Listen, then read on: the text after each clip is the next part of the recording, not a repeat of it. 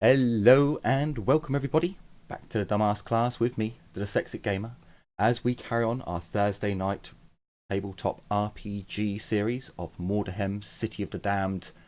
The City of Nuln is the chapter of this one. This is Warhammer Fantasy's 2nd edition, so we're not on 4th yet because that would mean me changing everything around. I'm not doing that. We're definitely not on 3rd because 3rd's crap. So, the group have entered Nuln. In the last episode, although there were some problems with the chef, some green spice that was added, and not the green spice you may be thinking of, this one glowed, caused a few issues for our group. But after those issues, they came to Nuln. Their ship made it into dock quite easily. The top deck was damaged, but the hull remained secure. The group passed the fortress island where the Black Iron Tower is, the prison of Nuln. As they passed, they may have gazed up and seen shadows moving in the barred windows higher up. But maybe not. As they came through, the sights and smells and sounds were almost overwhelming to some of our members. As they pulled into dock, there was a magnificent ship that was in harbour next to their ship. It was still had work being done on it. There were still parts that were not quite finished, but you would have all noticed Humperdinck staring longingly at this much grander, mightier vessel. But one of our party was not taken by this new ship. It was along the River Reich up to the northwest. Yes, the northwest. Coming into Nuln was the Emperor's Wilhelm? No. The Emperor's... It is Wilhelm. The Emperor Wilhelm, I think Yeah, you called it. Yeah, the Emperor Wilhelm is its name. It's in the book of the Forges of Nuln. I can't remember. I had the bloody page and now it's gone, but I'm pretty sure that is the name. Coming in, this is a paddle steamer. What did I say last time? Like casino boat from Mississippi. There's probably like some sort of weird musical going on board. There certainly is lots of gambling and things of that nature. It is the first today, and as they pulled in, as they came into dock. No, sorry, it's the 3rd today. They all noticed. I'm gonna need much more gold. They all noticed a glittering, shining hand waving towards the boat, and Humperdinck's eyes were drawn to the glint of gold, and you can all see a averagely tall individual. He's in very fine robes. He has quite long black hair and a long black beard. The most noticeable thing about this individual is that his arm is completely made of gold, yet he still seems to be able to use his fingers, and you're not quite sure if this is a prosthetic or if his arm is actually gold. For those of you who are mages, you could attempt a magical theory. Is it magical? Yes, magical theory to see if you know. If not, the problem. Which one's that? Your magical knowledge, basically. Here we go. Here we go. Nope. Didn't pay attention in class. So, Livia, you're pretty sure that seeing the fingers move and the joints, how fluidly the wrist moves, and you're pretty sure that's magic. And from your knowledge of the 12 schools, is it 12? No, 7? I'm on the wrong book now. Now I need to go on to sorcery. Getty, how many winds of magic there are? Yes. No, the because it wouldn't just be. 8. It's just the 8. legitimate ones, so it's 8. Okay. Oh yeah, it's 9 if you include the dark magic. Technically, dark magic is colorless. Yeah, Hmm. technically it's not a wind, but you know. So you believe that he is a wizard of the school of metal. Metal. It is metal, isn't it? It's not amber. It's metal. it Amber is. are the beast wizards. Yes, that's one. Yeah, it's law of metal. Sorry, I was looking at the orders rather than the laws of beast, death, fire, and yeah. I forgot what is the order of the metal called. 'Cause they The all- law of it's the law of metal, but the Yeah. order is I'm not entirely sure. It's not golden because golden is the light magic. Yeah. Or, Because yeah. they had to fucking complicate it No, like that. aren't they the order of light? And then the golden order. Golden Order are the alchemy and Sorry, yeah. Yeah. It is the golden got it order. backwards, yeah. His robes do appear to shine in the light. We would know it as like an oil slick pattern. Petrol on water and the sun on it, that kind of effect where it seems to change. Would you say he's got a layer of non-oil? I'd say he's a fancy motherfucker, but you may look around and see some peasants with muddy oil slicked faces that have the same appearance, kind of. Yeah, but my they are the tabletop gold joke order. went all over your Yeah, head. they are the gold order.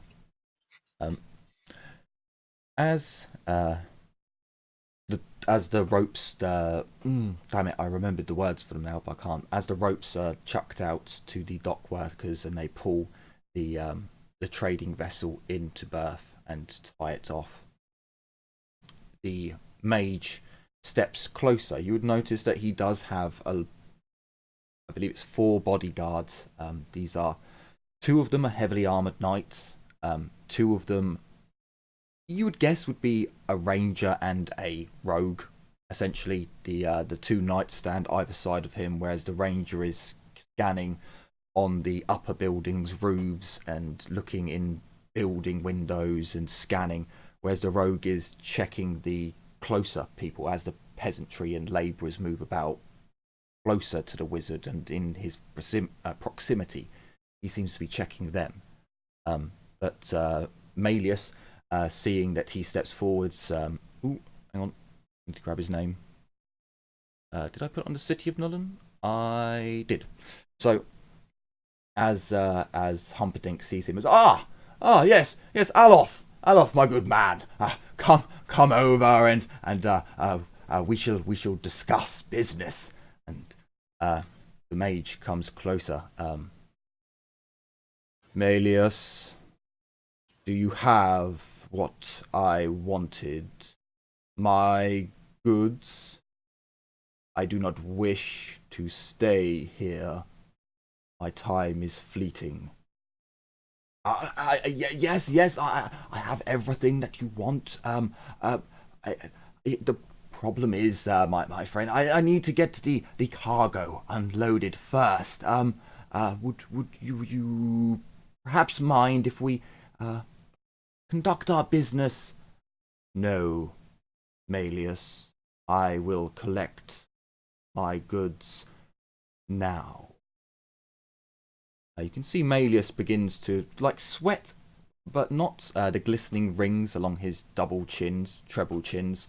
It's coming from the side of his cheeks, and yes, perhaps we should all come aboard out of the morning sun. The labourers can move some crates along quickly to make room so we can get your goods. Very well, Malleus. The wizard begins to approach the... I had the word for that now, and now it's gone. What you lowered down? The rampart? No, it's not the rampart. What you lower down on the boat? The walking Gangplank? The gangplank. Thank you, Jazzy. The gangplank has been lowered, and the mage walks up.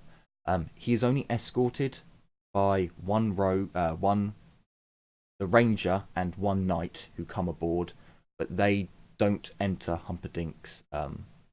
They won't enter his quarters. They just kind of guard the top decks. As the mage comes up, he sees all of you who are on board.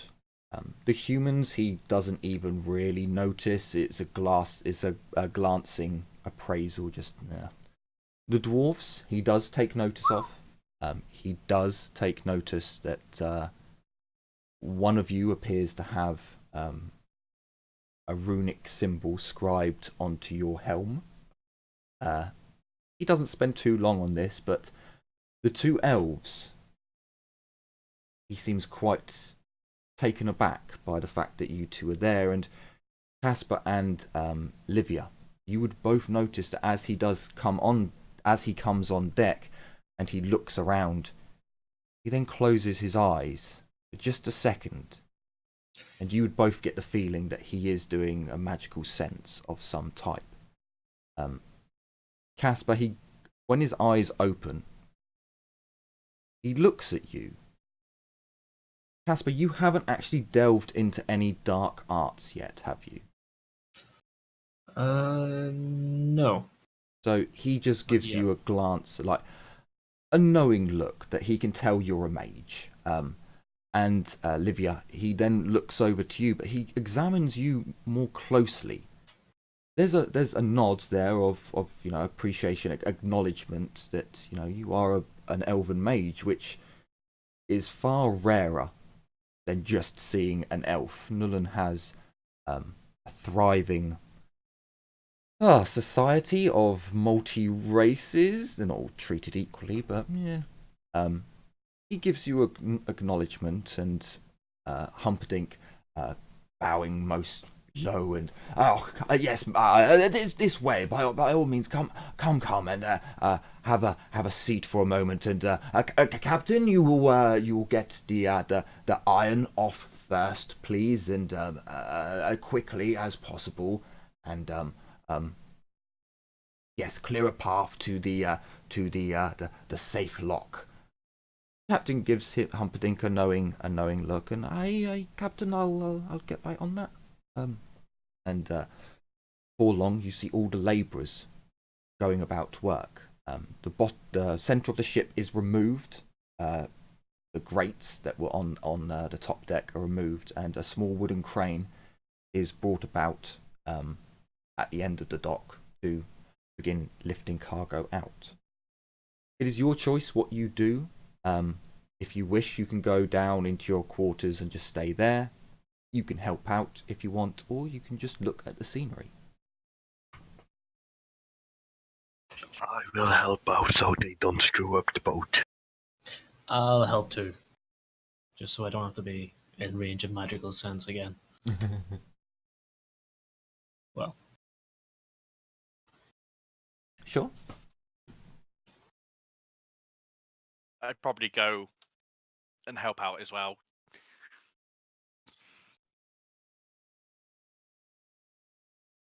Okay. I will presume the rest of you take in the sights, the sounds, smells. We'll come to that later. A couple of hours pass. Sorry, were you going to say something? I was just going to say that Imperial is going to provide silent moral support to the ones that are working. Good move. Good move. A couple of hours pass. Casper, you try and stay out of the direct sunlight as best you can. However, Nuln is aiding you slightly in the fact that it is so smoggy here, especially on this side of Nuln, with so many industrial forges. Well, industrial forges, wrong word. With so many large forges and smokestacks going up, in pumping their black soot into the airs of Nuln, it assists you a little bit. Passage is made to the area that you all know contains the valuables aboard the ship. And one of the well, no, it'd probably be the captain. The captain knocks on the door and informs Humperdinck, and he is led. You may, if you wish, join him. He's not going to specifically invite you, but if you step along, he won't stop you. You go down into the bowels of the ship, where Humperdinck brings forth opens up the safe storage, the smuggler's storage on his ship, and with some effort heaves up the lead chest and places it down on the deck, well, on the floor. He steps well back and gives the mage a key. The mage, Alof, leans down and unlocks the chest and opens it. A crack. After a fingernail's amount width of opening, the mages would see him close his eyes and would clearly be able to tell he is sensing the winds of magic, before very quickly snapping the lid down and relocking it. Melius, everything seems to be in order. I will send you payment once I have had a reasonable amount of time to assess it. But of course, I have many nobles to see and many places to be. All must know that the Humperdinck has arrived in Nullen. It'll be a most fortuitous time for many, I believe. Take your time. I will be seeing your master within the next few days or weeks. Hopefully not months. She should be looking forward to what I have to show her. I see. Well, Melius, I would hope that your dealings are fortuitous. But I must ask, how did you acquire an elven maid? Well, you see, the Humperdinck in name is known throughout the lands, and I have the bank to be able to hire such excellent students of the magical arts for my war band. You see, yes. Well, Melius, if they should acquire any goods of a magical nature, given your relationship with my master, I would be willing to offer them exclusive trade. For those of you who are down below deck, you would see that Humperdinck's sweat from the sides of his jowls has disappeared, and the rings have appeared on his quad chin. Have I given him more chins now? I think it was his treble chin. Slowly growing more chins. Slowly his girth grows. I will if you are down there, either of the magic users, he will glance at you with a light in his eyes. I will inform them that they will have you as their magical merchant extraordinaire. Yes. Well, Melius, I will leave you now, but you know where to find me. Yes. Take care, and I hope that you are most pleased with what I have brought for you. Yes, Melius, and be assured your vessel will be ready soon. Humperdinck is beaming at the moment. The the two knights from outside. Without, who would be on deck? Actually, no. I would. We'll Literally is always on deck. She's okay. So I'll give Carla it to would you be two. on deck. I'll give it to you, you three, maybe four if Magness is on deck as well. You would see a bird fly down, and I haven't forgotten about you, Jim. I remembered. A bird flies down and stops at the first. Who did I say was on the? It stops at the rogue. Rogue holds his hand out, and the bird lands. You can't hear. But you see both people attentively look at the bird, and then the knight comes up. The bird then flies off. You'd hear the knight say to the other knight, "The master needs us," and they go downstairs. For those of you downstairs, two knights appear. You're not sure how they knew how to appear. They turn up, and Alof points at the chest and guard it with your lives, or they will be mine to toy with. The guards kind of swallow heavily and pick up the chest, and Alof makes his way out. He would give both Caspar and Livia another nod, like an acknowledgement of ones within the same guild, kind of, before leaving. Humperdinck, taking a few moments to just be happy with himself, beaming from ear to ear, would come on deck. Seeing any of you who are below deck, he would call you all to come. Gathering the rest of you on deck. If you are helping unload the ship, you are no longer helping unload the ship. He has called you forth. He tells the captain to carry on unloading and to pay off the crew and to basically wait for his news. You all follow Humperdinck. You all follow Humperdinck. So you're walking along the decks. No, not initiative. I'm going to say, Albie, roll me 1d10, and let's say, sorry, not Albie.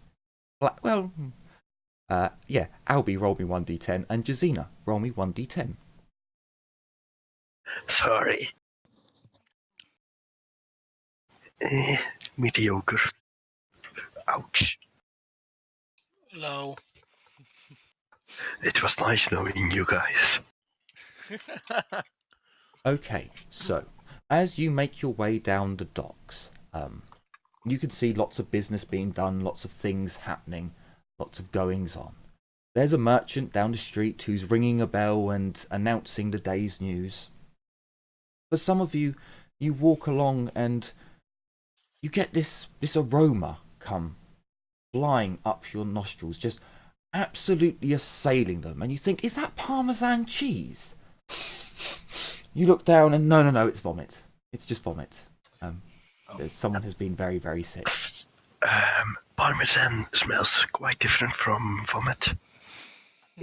I believe it's one of those cheeses where actually if you label vomit as Parmesan cheese and you label Parmesan cheese as vomit, people will associate. The smell is very similar, unless your Oi, nose I'm is trying particularly... to eat here, okay?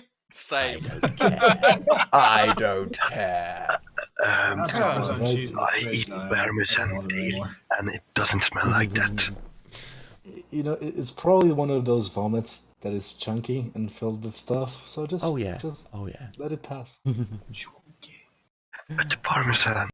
So It's okay. So for one, my mum loves Parmesan cheese and does not think it smells. She doesn't think it smells of vomit at all. Me and my dad both hate Parmesan cheese and we think it smells of vomit. It's one of those things, if you like it, you can distinguish. Your nose is good enough to be able to tell the smells apart. If you're a peasant or uncivilized, yeah, that smells like vomit. But no, it was just vomit. Or urine, or both. Who knows? you make your way to the salty dwarf. By this time, the sun has... We're going to fast forward some time. There was Humperdinck was pleased with himself, unloading, having lunch, perhaps. The sun, it's late afternoon, and the salty dwarf is open. The saucy dwarf, not the salty, the saucy dwarf. Well, you do have salty dwarfs right now. And Humperdinck is heading that way, as if he knows the way. And before long, you were there. The saucy dwarf is in a hovel patch on the southern Reich shore. It's an old house which has been converted into a tavern by Eldon. And it's not the greatest establishment. It's probably the nicest tavern on this side of the Reich. But there is very little food sold here. Only hearty stouts, dwarven ales, so strong that they'll curl your hair. You enter, and as Humperdinck walks through, you're probably the first group that are in as the door opens, and Humperdinck immediately, Eden, my good man, get us drinks. We need the private room. I have business to discuss. Oh, keep it down, Humperdinck, you fucking loud buffoon. Aye, the private room, right. The normal price as usual, how many of there are? I will, don't worry about numbers, my friend, do not worry, I must go. Fine, just get the door shut, I don't like the light. Oh, me head. Right, order what you want, lads, dwarven ales, or stouts, or none of that wamby-pamby wines, or watered-down ales, not in my tavern. You all have a drink of your choice, and you are led to the private room. Humperdinck goes there and doesn't order a drink at all, but he takes up the prime seat in this very secluded little back room, and Edin brings Humperdinck his choice of drink. Once you all have whatever drink you would like, as long as it's not a pantsy one, you go and you take your seats. Can I get a Jack and Coke? I know. Next, you're gonna ask for the Leaf Lover's Delight. You disgust me. Give me a shot of Dark Morkite. If I hear anyone ask for milk, an axe will be thrown at their head. So no Bugman's ale for me then. You could have a Bugman's. I don't recommend it. You might want to read the rules on Bugman's ale. Yeah, Bugman so. is insta drunkenness test. Yeah. Are they actually? At like wow. minus 20. I didn't Yeah. know there was actually a rule for it. Mm-hmm. Only dwarves can drink it without automatically getting drunk. Well, not automatically. It's a hard test. Go and consume alcohol. Jesus Christ. My character once passed not getting shit-faced from Bugman's. It was a grand keg's end. Yes. So as you all gather round, bringing your drinks in, perhaps you grab two. Humperdinck wouldn't even bat an eye. You make your way in. You take your seats. And Humperdinck brings forth paperwork from within his jacket. Also, quick shout out to Jack Days for making the map of Nullen. I was meant to do that beforehand, but I forgot. So, thank you very much, Jack Days. No, I did not ask for permission, but don't put it on the internet if you don't want people using it. At least I gave you a shout out. Yeah, at least you're shouting it out rather than pretending it's your own. I will try It's a whenever lot I less can. triggering. I could have cut it out, but I didn't. So Humperdinck brings forth the document. Right, now we have arrived at Nullen. He rips the paperwork up. Your contracts are now void. We're being completed. The only business left that I must conclude with apologies, Carla. This is well. I should no, sorry. He hands each of the party, except from Carla, 35 gold coins. Hey. This is my good friend Gale put me in contact with an iron forge here that needs iron, and well, the deal was done. So I will be receiving Can payment. I roll Tradesmith to see if he's bullshitting us? It wouldn't be that; it'd be perception, because that's how you tell if someone's lying. Yeah, you don't have a dedicated insight skill in fantasy. I mean, I was just thinking about it the way that... You have no idea how much iron he actually had. Like, you don't know the weights. Oh, but iron in a red chest. Hmm. No, the iron is from the noble girl who you guys saved her dog. That's where the iron came from all those weeks ago. And he sold half of it to Gale. Stripes. Yeah, and he sold half of it to Gale to help Gale out, where you all got payment, and he's got rid of the rest here. You can roll perception to see if he's telling the truth. They're not. Then I would believe him. So everyone except from Carla has an extra 35 gold. Now, of course, it is time to write up new contracts. These contracts will be for the warband that I will be creating. So for those of you who wish to join on with the warband, you may, by all means, and we will get your contract signed up. For those of you who wish to leave my service, he does look at you, Carla, because you were really only said you were travelling to Nullen. Well, I suppose that depends on where you're going next. Well, that's not here nor there in many parts. As my warband, you will do as I say. That is the end of it. If you were to fund yourselves, well, that's a different matter. But if I am funding you, I would not accept that you were to refuse my orders. Same as having a house guard or having you are loyal to me. I That is understand how warbands operate.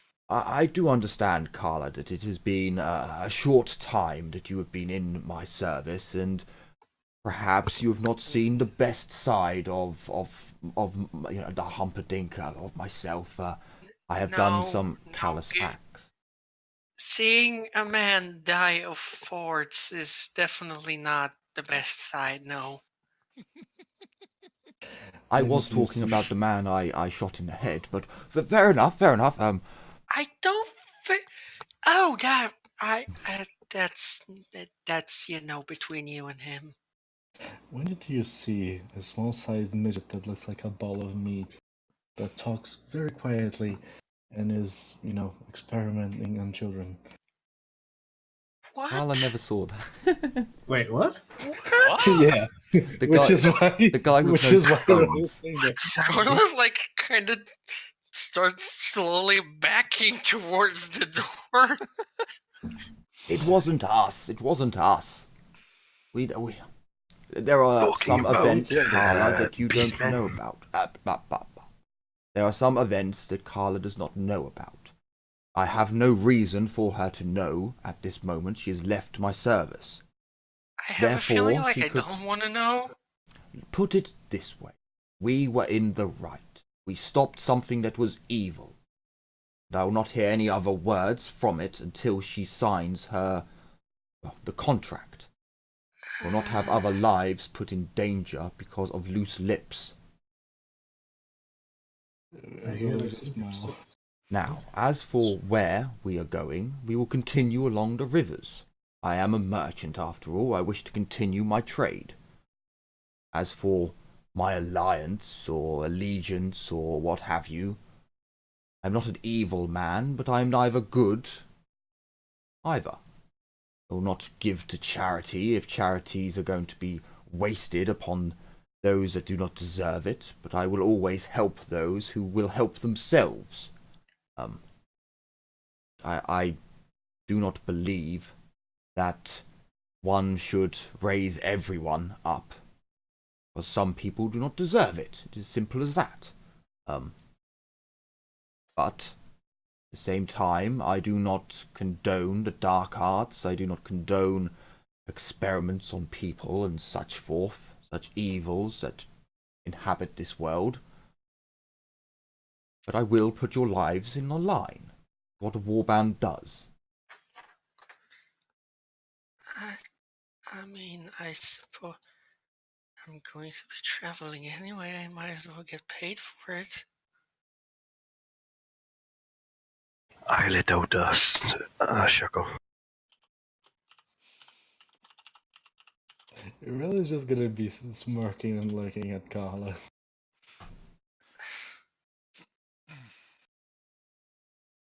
Thou art doomed.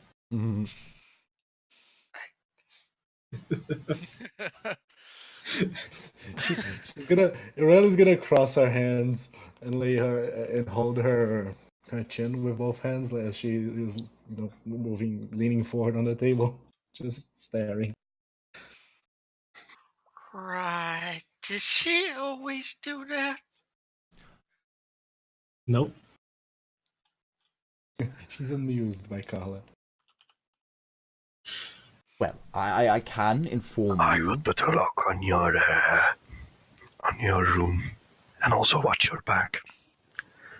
She got quite a loose hand. I can take care of myself, thank you. What? You do realize, Dwarf, that I'm not a... I do not have the... I have never ever tried to molest or take advantage of anyone else in this I'm world. talking about your bow. And what now? Am I confusing the elves? Who was the one who shot the kids?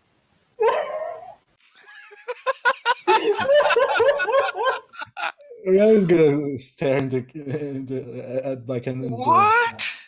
You do realize they had to die, right? Short legs. Yeah, Just look I at him also like, know you what? didn't ask. Also short legs. Do you remember what our good boss just said? He does not I'm need sorry, any loose what? lips until she signs the fucking contract.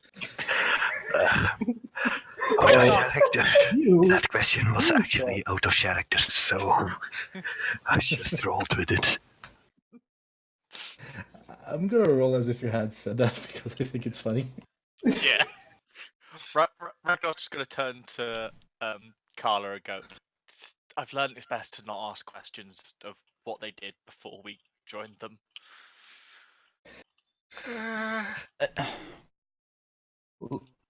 Look, lady, if you're gonna sign the contract, you'll find out eventually that bad things happen in this world. And sometimes... I've been traveling for the better part of 2 years now. I am very well aware of the horrible realities of our world. Thank you very much. And get ready for shit to roll uphill.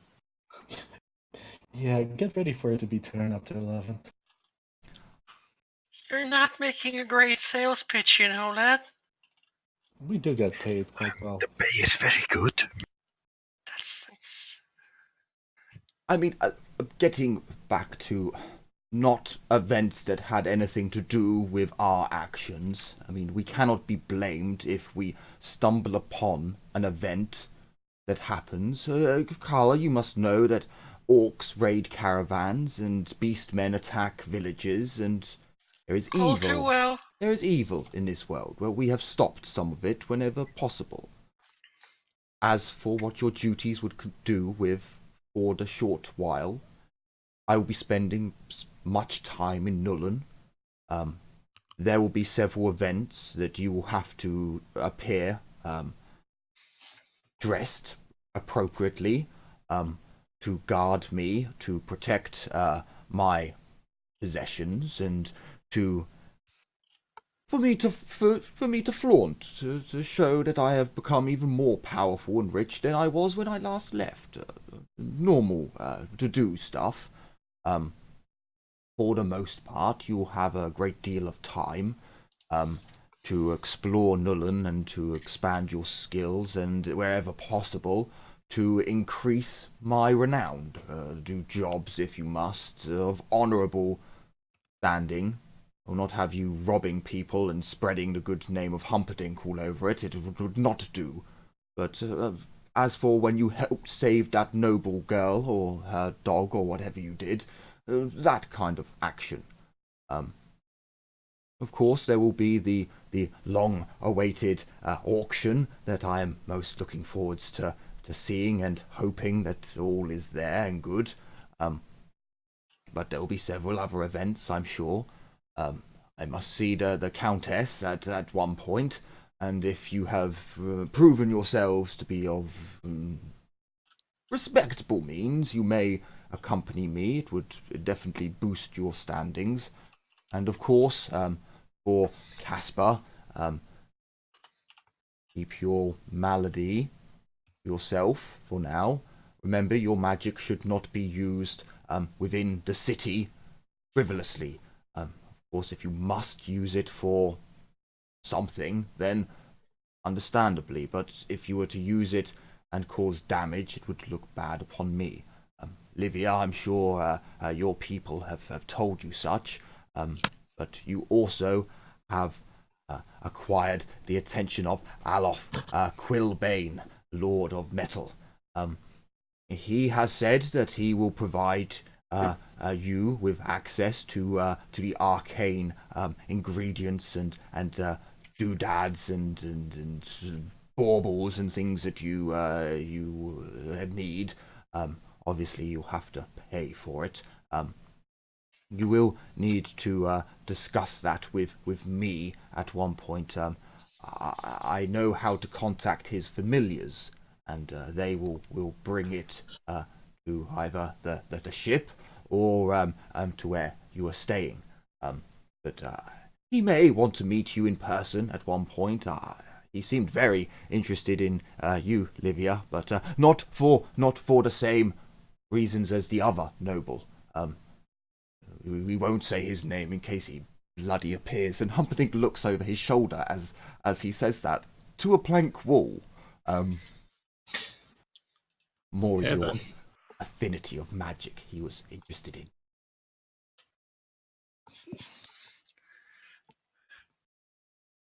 Lydia will not. She's a little confused, considering we're about to take orders from a human. And she doesn't quite know what to think of that, so she's just looking at Aurelia for guidance.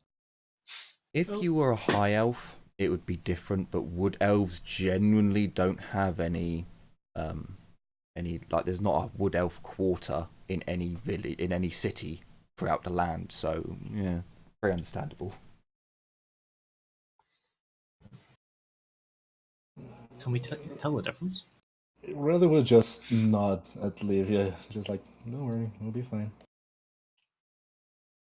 Between the two elves, like the high and wood, I don't think there's much difference except from the way they dress, act, and kind of hold They don't have- themselves. So, they're nothing alike.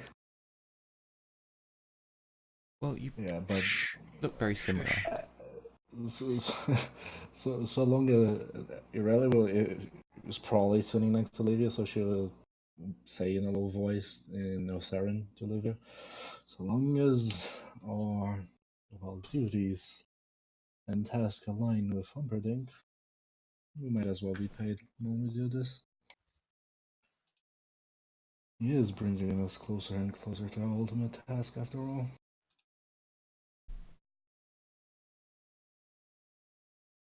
Livia nods. And as for monetary gains, which I'm sure some of you, more than others, are more interested in, he brings forth parchment that he has clearly done the oh bollocks, what's penmanship called? Calligraphy? Calligraphy? That's the one. Calligraphy. He's clearly done the calligraphy himself, and this is gold. This is it's not gold ink. It's like gold laced ink. So it is just glittering, and you can tell that this is a fancy ass document. He passes one out so you can all read it. It is in Reichsspiel. And for those of you who can't read, unlucky. Ask someone to read it for you. It is a standard contract for a warband. It basically says that you're pledging your loyalty to your owner, and you basically won't betray him. If you do betray him, you'll be hunting through the lands, and there'll be a bounty placed on your head. Blah de blah de blah. That you will honour the agreement. You will bring him renown. You will be rewarded justly for every mission that you complete. That there will be a down payment for your services, and there will be every year there will be another payment of the same amount. You are paid per mission depending on the mission. You are allowed to go out and find jobs for yourself. Humperdinck doesn't want a cut of that, but obviously you have to do good by his name. Or you can screw his name over, it's up to you. You will all be paid 100 gold coins a year whilst you were members of the warband. As a bonus or? No, as payment. You were paid 100 That's gold solid. for your yearly payment. But when you complete a quest, you'll get an additional payment for completing the quest, depending on how you complete it. Cheeky son of a bitch. What are the chances we're gonna live for the whole year?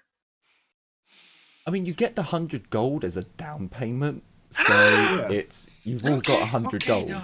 So I'm okay with this. Where do I sign? Oh, here. Irena's not gonna sign. She's just gonna stare. Carla is first gonna read the contract up and down, then upside down to make sure there's no fine print. Are there any clauses when you want to leave his service? once you've signed the contract, you're in his service. If once the year is up, once a year is up, you can say, right, okay, I would like to leave your service, and so it's a yearly. Yeah, it's a yearly because I mean you get paid yearly. Every year you'll get another payment, so that's when you would redo your contract. Humperdinck's clearly not going to give you 100 gold, and then the next day you say, "Oh, I'm leaving your service." He would take that as a massive, massive insult, and you wouldn't live through the night. But at the end of your, you've spent a year with him, you've done good by him. He's got no reason to not let you go off on your own. Unless you spend a year doing nothing but disappointing him, then he may be like, well, do you know what? I've actually sold you to this slave trader. Bye-bye. I'll give my money back. And then a blunderbuss to the face. Oh, you wouldn't have your gear at that point. You'd just be waking up naked, like, what the fuck? What's going on? Humperdinck! What's going on? You belong to him now. Bye-bye. I sell your gear to accumulate some of my losses. Jazina, just out of, just to mention, Magness at this point, yeah, he's on the Emperor Wilhelm probably signing his contract. If you, Magness would be here. He got his 35 gold for the iron. If Magness brings it up, then Humperdinck will basically sign him a document saying that you were in the service of Humperdinck, and he highly recommends you for your knowledge of the rivers, blah blah blah blah blah.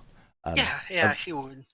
A letter of recommendation. I kind of forgot Magness existed at this point. That's quite alright, I didn't. So, Magness, you don't need to RP this. He can end his service with Humperdinck, get his letter of recommendation, and enjoy the evening's drink before signing on with the captain. Hold on to your character sheet, because there may come a time when we do a one-shot of a riverboat. We'll see. So, for the rest of you, I'm guessing you'll all sign. And as Magness is leaving, he's dropping his coin purse. No, I'm kidding. Lorella hasn't signed it yet. She's spinning an arrow and looking at Humperdinck. Then she's gonna whisper to Livia. I think my hacker is too low to really try anything, so I will sign. Out of character, Aurelia seems quite thirsty for Humperdinck, the way she's looking at him. No, she's narrowing her eyes as she's looking before signing, and she's spinning an arrow.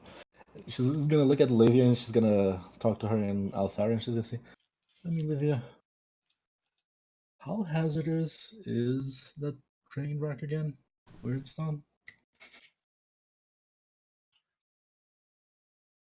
What do you mean? She is gonna look at the paper again. Might want to bring that up because 100 gold thrones. Although this is probably the work of the dwarf, seeing how his blackhand already signed. I don't think he's in a haggling mode, which is weird. Something in the drink. But then again, he doesn't understand anything about Weirdstone, does he? Well, I mean, we could get some more money out of him by bringing up the warp dust. Considering that he put at risk without telling us. Made us sleep next to the stuff. Exactly. I don't mind you speaking in your native tongue, but it is a little bit disconcerting that you two are sat there gossiping in the corner. Forgive my rudeness, Humperdinck, but this is not meant for your ears, not yet. Oh, very well, very well. He just accepts that as a merchant, like, okay, yeah, sometimes.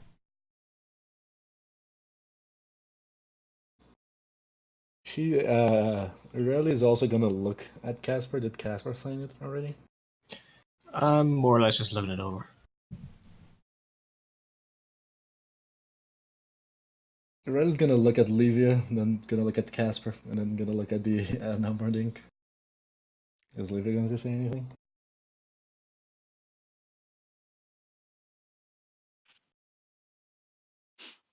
Pardon? Okay. Tell me, Humperdinck. How long was that green dust in the boat?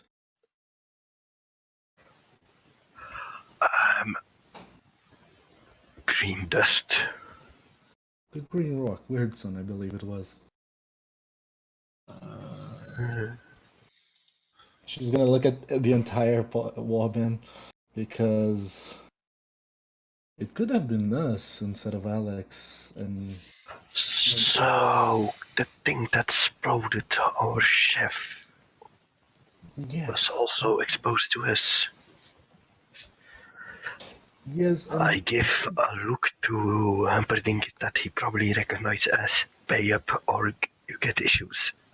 Mr. Blackhand, I do see your signature on that paper, so I suggest you be quiet for a moment. You got cocked so hard. You did sign up. It's only to look. Now, It's only to look. I didn't say it out loud. there are times when you will have to do dangerous things. It was out of my hands what happened aboard the ship.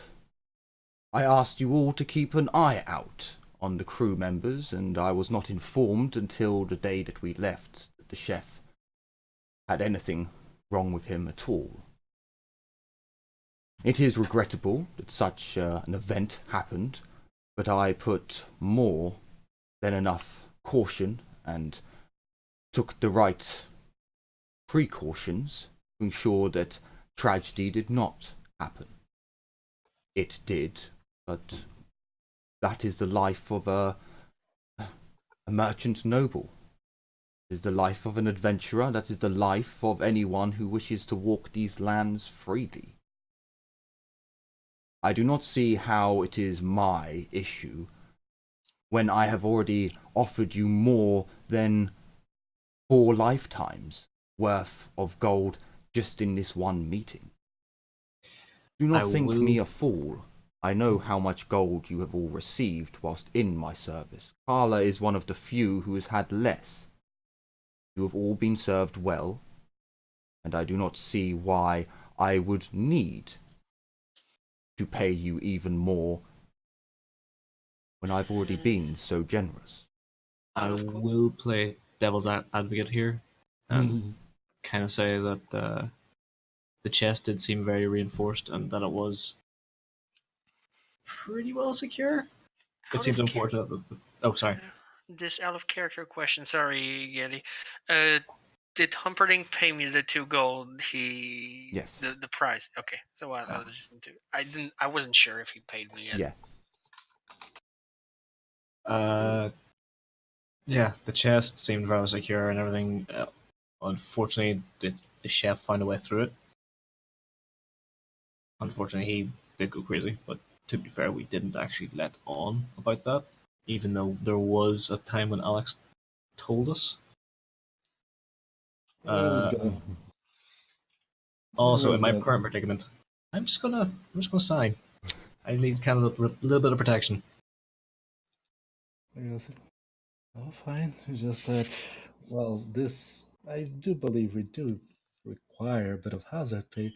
Besides, I do believe I heard the words, "My God, Humperdinck, how did you acquire yourself an elven mage?"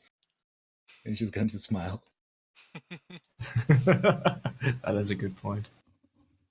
Well, yes, and that is where you are paid upon quests. If you complete jobs for the city of Nullen or for myself or others that happen upon you, you build your name as a warband, and you build my renown.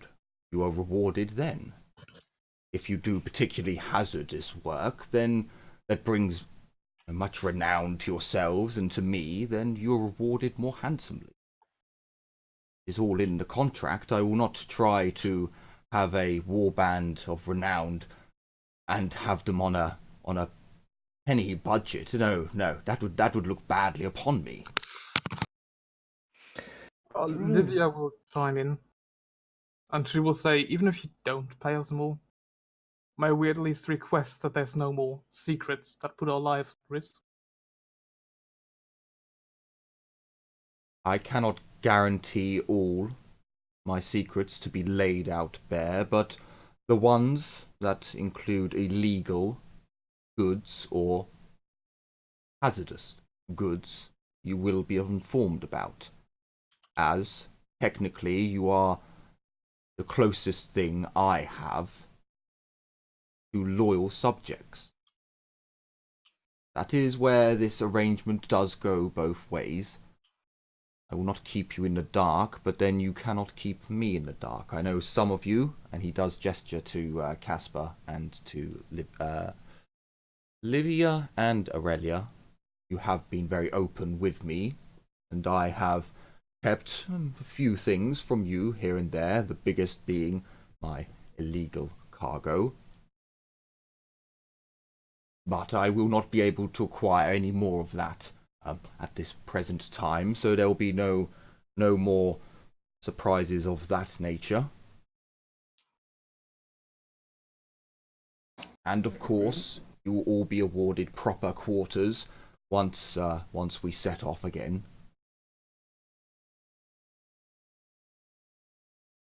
Riley's going to narrow her eyes. Separate colors, I hope. And then she's I gonna not lean alone. back. She's gonna lean back on her chair and look at Olivia. Olivia, I'll leave the decision up to you.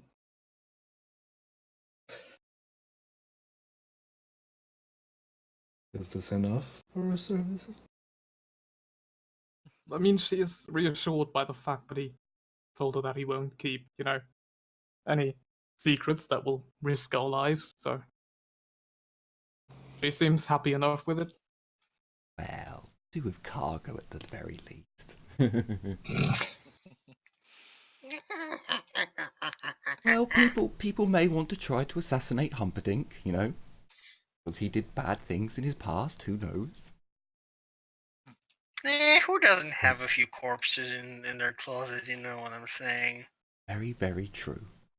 Hopefully, as our new priest of many Moor, corpses. you'll be able to help him with that. Far too many corpses, not enough closets. So, for all of you who sign, Humperdinck places a gold bar down on your signed document. It's not solid fucking bar? It's not a solid gold bar. It's about 3 inches long by about an inch wide. It says on there 100 gold. You could take these to any shop in Nullen, any money changer or what have you, but obviously I cannot walk around with 600 gold coins on my person. I would not be able to walk. Could you imagine the jingling? I would be mugged. But these are. Bank in gold? Yes, there is. There's at least one high class bank. It's on the list. I can't remember which number it's under. But I will. Obviously, your drinks here are paid for. I will be staying. I will be staying at the Griffin's Claw. In the Kelman. Oh no, it's not Keltham. District. If you need me, you can send messenger there, or you can come yourselves. They will know. I've made preparations, and you will all, at least for this night. Well, I suppose I could stretch a week. For the moment, you will be staying at the 3 Crowns. It is across the river. I will make arrangements when I make my way. Now, you've all signed, yes? Yeah. As Before Riley Rag- is signing... Sorry, go ahead. No, you first. You started No, first. go ahead. Ragnar would just, before he signs, just say, and if we come across any, shall we say, ancestral items, do we have to give them over to you, or maybe leave them with the proper hands? When it comes over to what you find, for example, loot-wise, let's say, to some degree it is shared between the warband, that includes me. I take a cut. If there is an item of particular relevance to yourselves, or I suppose to you as well, he gestures at the dwarves and the elves. Then I see no reason why the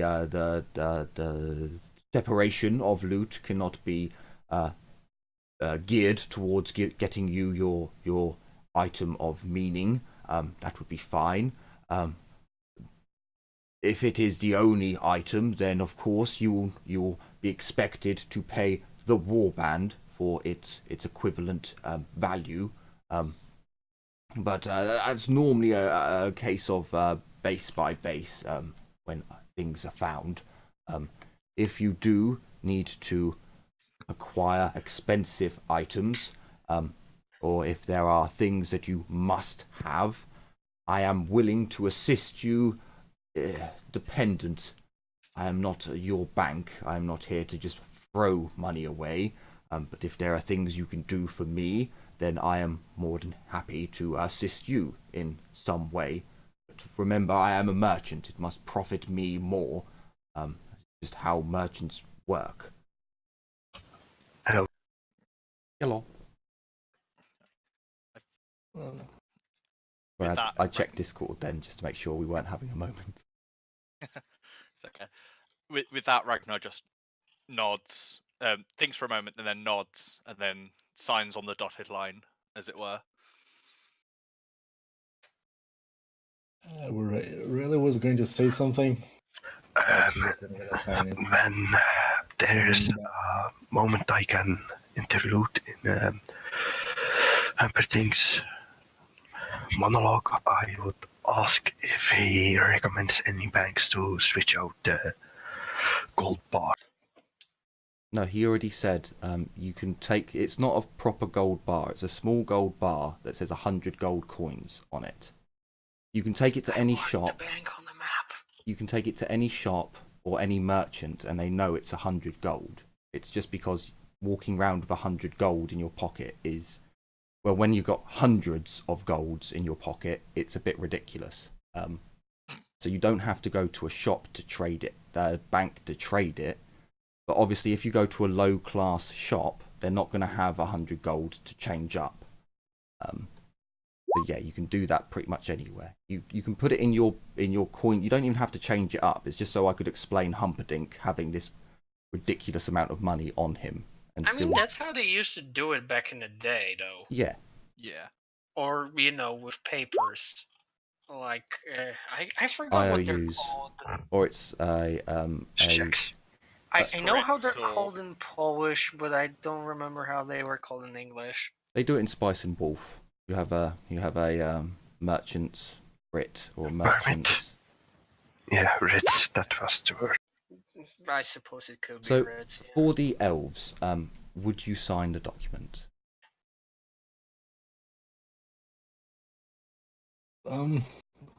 After Livia signs it, Aurelia will sign it. She was going to say something, then Raga did mention the ancestral things. She had something else to say, but she's just gonna keep it. She doesn't feel like she had to say this. Yeah, Lydia would Hump- look over to Aurelia and nod. Humperdinck did already have some sort of unspoken arrangement with Aurelia, so she doesn't feel the need to say it again. So after Olivia signs it, she'll sign it. Excellent. Well, it is a happy day indeed. And he reaches into his chest pocket again and pulls out a handful of jingling tokens, and he places one down in front of you. These are your tokens to show you as being members of the Company of the Sky Beast. Oh, it's got a ring to it, doesn't it? It just rolls off the tongue. Yes, bards will be singing praises. I can tell. I can't do it. Casper, Yeah, that's Olivia. better. Magical sense, please. I got it. Suddenly Phoenix on her head. Reparty TPK. Out of character, I'm like, can we be called something cooler? I couldn't think of anything. Hey. You both, for a moment, feel the winds of magic quiver. And for a moment, your minds go through the winds of magic into an unknown place. A place that is alien to you. And through this alien warp, we shall call it, you hear the sounds of Sky Beast! But then you forget. You come back to this world and like, what the fuck? Huh? Never mind. Oh yes, the tokens. I forgot to place them down on the map. So, when your party is moving together, I have to make it a 4x4. But I shall make it much larger so the stream can see it. It's so small. Well, it will be a 4x4, which will move around. Sky Wolf. We have a wolf on the crest. Should we kill Yes, Sky Sky Wolf. It's a beast. It's a wolf. Furby. I want a Fucking refund. fairies. I want a refund. You get nothing. It Rel is could gonna be worse. Come on. It could be. Rel is gonna raise an eyebrow, take the token, look at Humperdinck, just pocket nonchalantly. Is like, oh well, time to go find a seamstress, I guess. Well, you say that, but Humperdinck informs you that drinks have been paid for. He will be leaving now to make arrangements, but you may stay in the Saucy Dwarf and drink and enjoy yourselves. He tells you that you have 3 days. 3 days to enjoy yourselves, to get to know Nullen. But in 3 days, he will be going to see some nobles. He would quite like to have something to show them. It would be all you, all of you. So he leaves you, looking back at you all with a sense of like boyish excitement in his eyes, as you think that maybe, well, you've been informed that this has been a boyhood dream of his for quite some time, but now as a man he's seeing that realization, that dream come to reality. He seems awfully pleased with himself. He gives the dwarf Adolf. No, not Adolf. What the fuck? I don't know where that name came from. Bless you. Aiden. He gives some more money to Aiden and bids him a good day. And you are all left in the back room yourselves.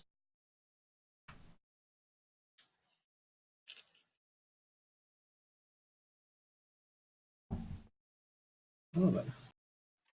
3 days I'm going to save my wine anyway.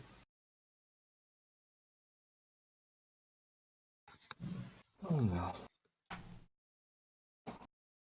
I guess we're officially a well band. I Or that's I don't think I ever had this much gold in my hands. It's Just heavy. Just make sure the short legs over there doesn't get too close to it. did you, Which short legs are you on about? She's pointing that black hand. Ragnar so far has been fine. Do you reckon it would hurt if you hit someone with that? It probably hurt. I mean, doesn't hurt to ask. But anyway, we're now in a warband. I suggest we all go together to change this money in. Be rather a yeah. shame if one of us were to get assaulted on our way. That is... No, never say that. That's so... shady. Come on, man.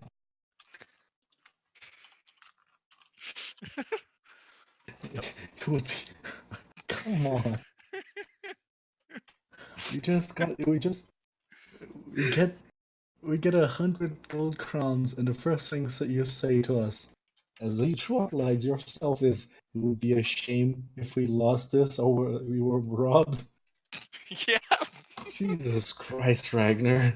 Well, we don't want to get robbed. Ragnar's Jesus Christ, you speak of. Like a little shit cry, god damn it. I think he's a minor god. Oh my god. I lost it. Who was minor god? Jesus Christ. Ah, by the love of Isha, you short legs. It's gonna get up. Well, I suppose the drinks are free, so here's a toast to us. Well, I guess I see you guys What will do? Will we go cash in on our gold, or will we go first?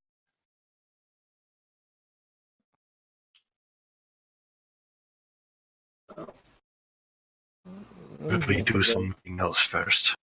Rail's gonna throw the gold token up in the air with one hand, catch with the other. Oh, I think I'm going to the seamstress first. I do need to make this uniform, well, wearable.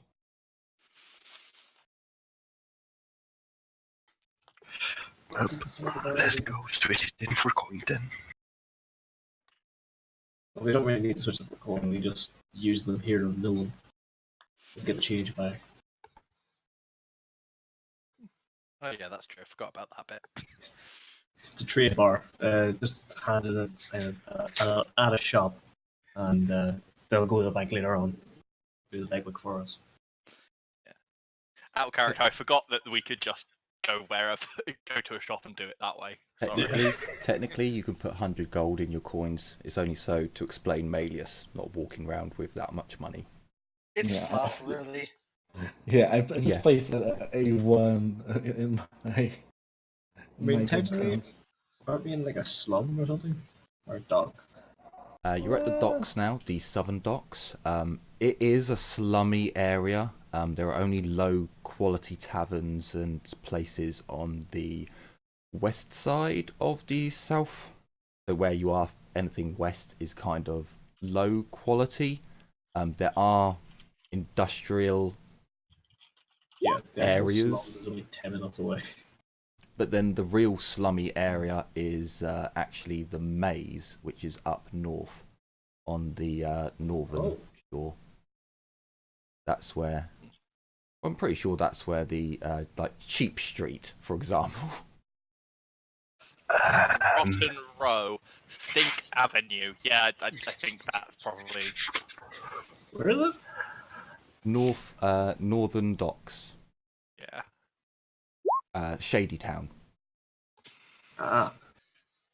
It's called Shady Town. I just noticed that.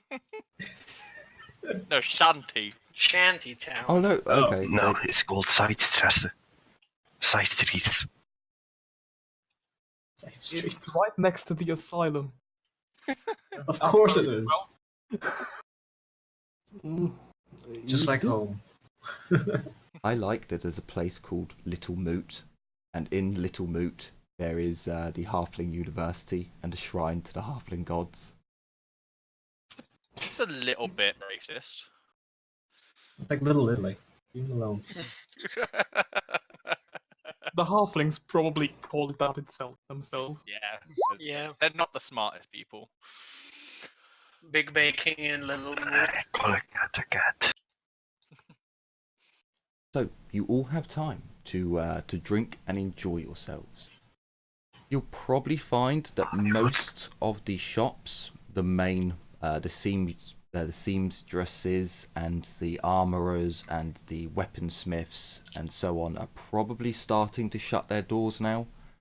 By the time you walked to the cellars across the river, they're probably closing up.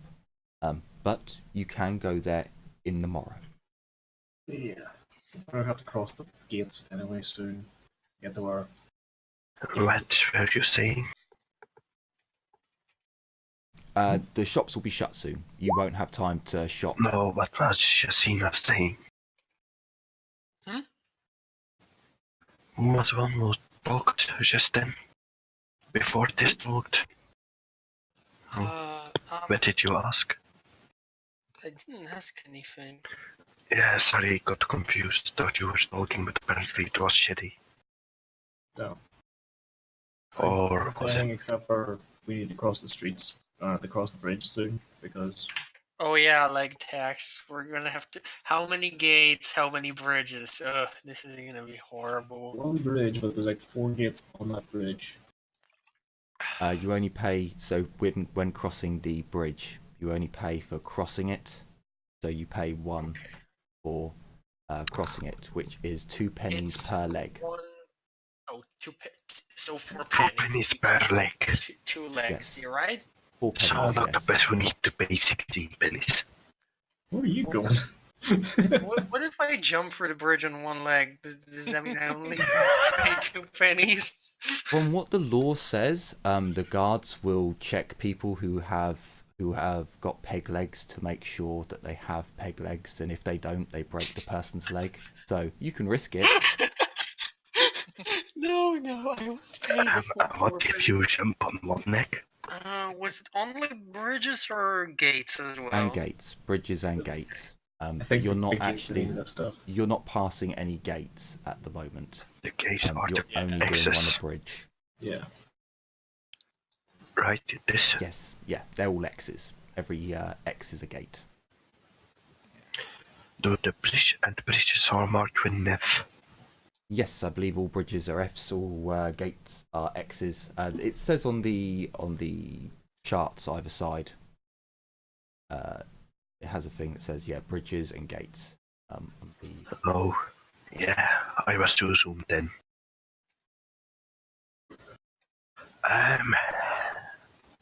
Question. Sure. Would it have been possible? Question 1. Would I know that Noon is quite known for its gunpowder? Yes, you'd be very much aware of that, considering Humperdinck said a couple of sessions ago. And Alright. you've been listening last time I described how the gun, you can hear the artillery ranges firing. You haven't been here for an hour, so every hour they go through they have their artillery bombardment. Could be faster. I would try to find. I guess the universities are closed. Yeah, you haven't. Essentially, you're not going anywhere tonight.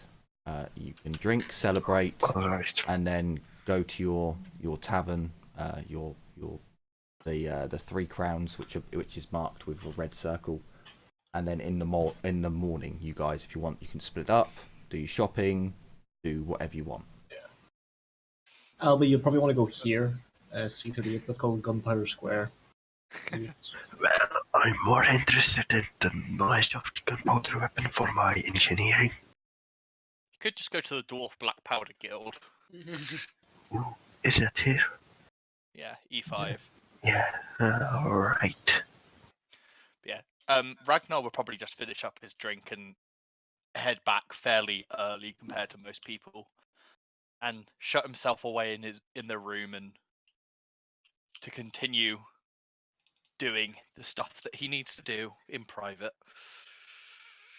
Is there chanting? There's much chanting, some weird noises, plenty of oil.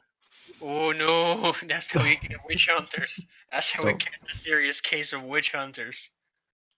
Don't know what's on Nash. If Or Aurelia is smithing. able to go to a shop before it closes, she will be acquiring the thing No, she you acquired can't. last station. No, you can't. I already said shops No, are shut. No, that's it. We'll do it in the morning. It's fine. Yeah, that's a shopping's for a morning thing. But Okay. in the morning, you What can about some basically go wherever you carousing? want.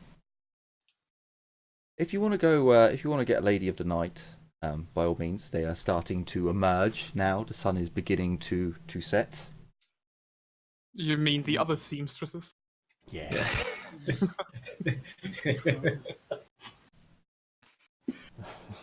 I mean, it's a profession like any other. Don't Would you know like to why take it? people. Take it No, up? out of character. Don't know why people are so sensitive about it. I'm not Reddit sensitive doesn't- about it. No. Reddit really doesn't need a rash right now, so she'll just, find the tavern she's gonna Drink be. a couple of ales, Yeah. go back and start reading my books.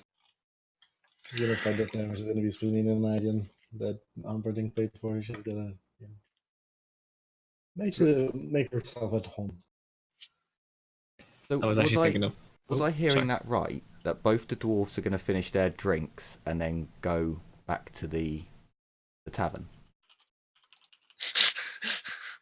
Yeah, I mean, Round. 2-liter pints. I'm talking about 2-liter pints per drink, right? I don't drink around 5 of them. Oh, okay. So you are staying. You are staying Yeah. for a drink. Okay, fair enough. No, that's fine. I'm drinking dwarven drinks, So not human boar drinks. fair enough. That's what you're getting here. So one of the dwarfs goes off. You would find the 3 crowns across the river. You would be stopped to pay your leg tax. Once you get there, you would show them your token, and you would see that Humperdinck has paid for an entire floor for you all. You each have a private room, and he was in a good mood. He's paid for a week's worth of room and board. That will cover all of your meals, so you get 2 meals a day, plus 4 drinks, so 2 drinks with each meal. Because obviously you're not expected to drink water in this day and age. And what else was it? It was room and board. It was food and drink, and nope, that was it. That was it for 1 week. You may want to mark that down, because it is the 3rd. You have till the 11th. I'm glad I started the thing when I did, because it pretty much means when we hit the new month. Yeah, you're done. Yeah. Well, you I roll. might be. So Yeah. now it's the 3rd, and we'll go to the 11th. That's how long you've got paid room and board for. Good. No, we have 3 days to relax and do shopping and stuff before Yes. Yeah. something. So would any of you get smashed at the pub? Did any of you really think, fuck it, I'm going to go all out? Oh lord. I mean, Yeah, why the fuck depends not? if I get challenged. If someone challenges the dwarf, he will go along with it. I want to challenge the dwarf for shits and giggles. I would, but was running out of time to do the things he needs to do. So another night he will take up the call. Okay, fair enough. Respectable drinks are had between the party for those who remained. Ragnar, you do have a meal waiting for. Well, you have the choice of a meal when you get to the 3 crowns, and 2 drinks if you do want to have two ales with your meal. For the rest of you, a couple of hours pass as you enjoy your drinks. You'd notice that a lot more people start coming into the Saucy Dwarf. It gets rather rowdy. You would notice that there's a lot of graffiti on the walls in the actual bar itself, and there's a lot of broken furniture, but it all seems to be put back together very sturdily. It's not like where a leg has broken, it's not just that they've wrapped some rope around it. They've put wooden pins all the way down to secure it up. It's a dwarven repair job. They've taken some pride in their repairs. But you enjoy your drinks. You see the liveliness of Nullen as the sun finally sets and the nightlife comes out. But you don't sample it for too long before heading back. You all have to pay your 2 pennies for your leg tax, and you make your way to the 3 crowns. There, showing your coins, you are all shown to either your rooms if you want to sleep, or you are offered to sit in the bar and have your meals and drink. There are lots better clientele that come into the 3 crowns. You would see that the furnishings are much like our old-timey pubs in England. It's very cosy, everything is in its place. It's old, but not wrecked. It's very much some of the Saucy Dwarfs stuff. It was closer to wrecked, but held together with dwarven might. The people who come and go here are of mercantile class. There's a lot of wine that is getting drunk for those of you who sit and have a meal and watch the people come and go. But apart from that, nothing happens throughout your evening. If anyone wants to do anything, by all means, speak up now for the evening. If not, we'll go over to the 4th. Could I do a gossip test to just overhear some things? Sure. Oh yeah, just get lay of the land of what's going on. By all means, anyone who'd like to make a gossip test whilst you're in the Three Crowns, you may do so. Would it be a flat test, or would we get a bonus since it's in a tavern? It'd just be flat because you haven't met anyone, you don't know anyone. You're just basically asking around and hoping that someone's drunk enough and lonely enough that they will talk to some randomers.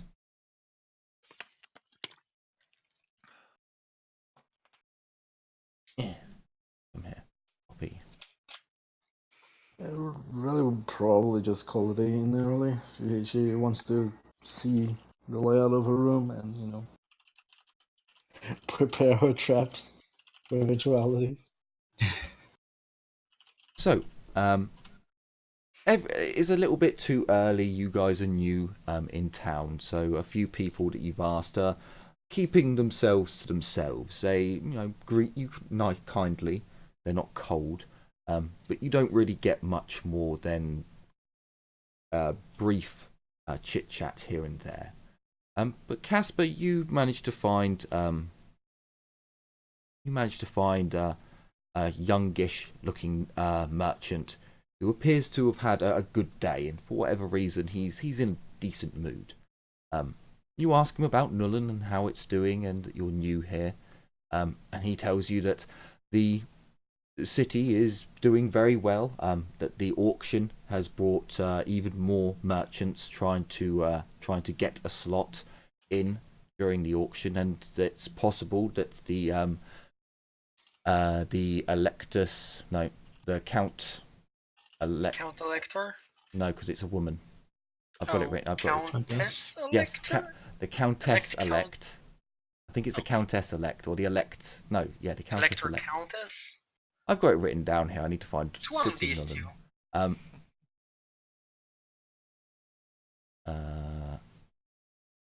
I would say Countess Elect sounds better than Elector Countess. Yeah, I it's think... Elector Countess.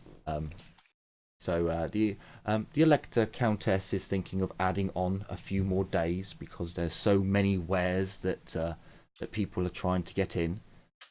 You hear that that the shanty town is still rife with criminal activity, and things are not as calm as they should be over in Shantytown. You would also hear that there are several jobs that have been posted for brave citizens or sewer jacks to look into around Nullen. That was fun. They can be found in the court. I think it's the square and also the marketplace. There are several boards around the. I've lost which page it was on because I was looking at another page. Yeah, there are several notice boards around Nullen where you can find work. There is actually one at the University of Nullen where certain intellectual types are looking for those to help them out with some of their work or some of their experiments that are going on there. Perhaps testing weapons. You get a few stories of some strange job requests from the scholars up in the university. Okay. And you hear about several nobles.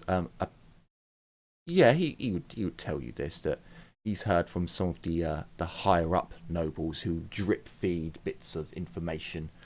That there's a number of nobles buying for the same items in the auction, and it's causing quite a stir. And some of the merchants are thinking that some of their items could go for far more than they could ever have dreamed of. But there's a lot of more hearsay about that, and certain items you wouldn't think a noble would be interested in, but the merchants are saying, oh, they definitely are after my item.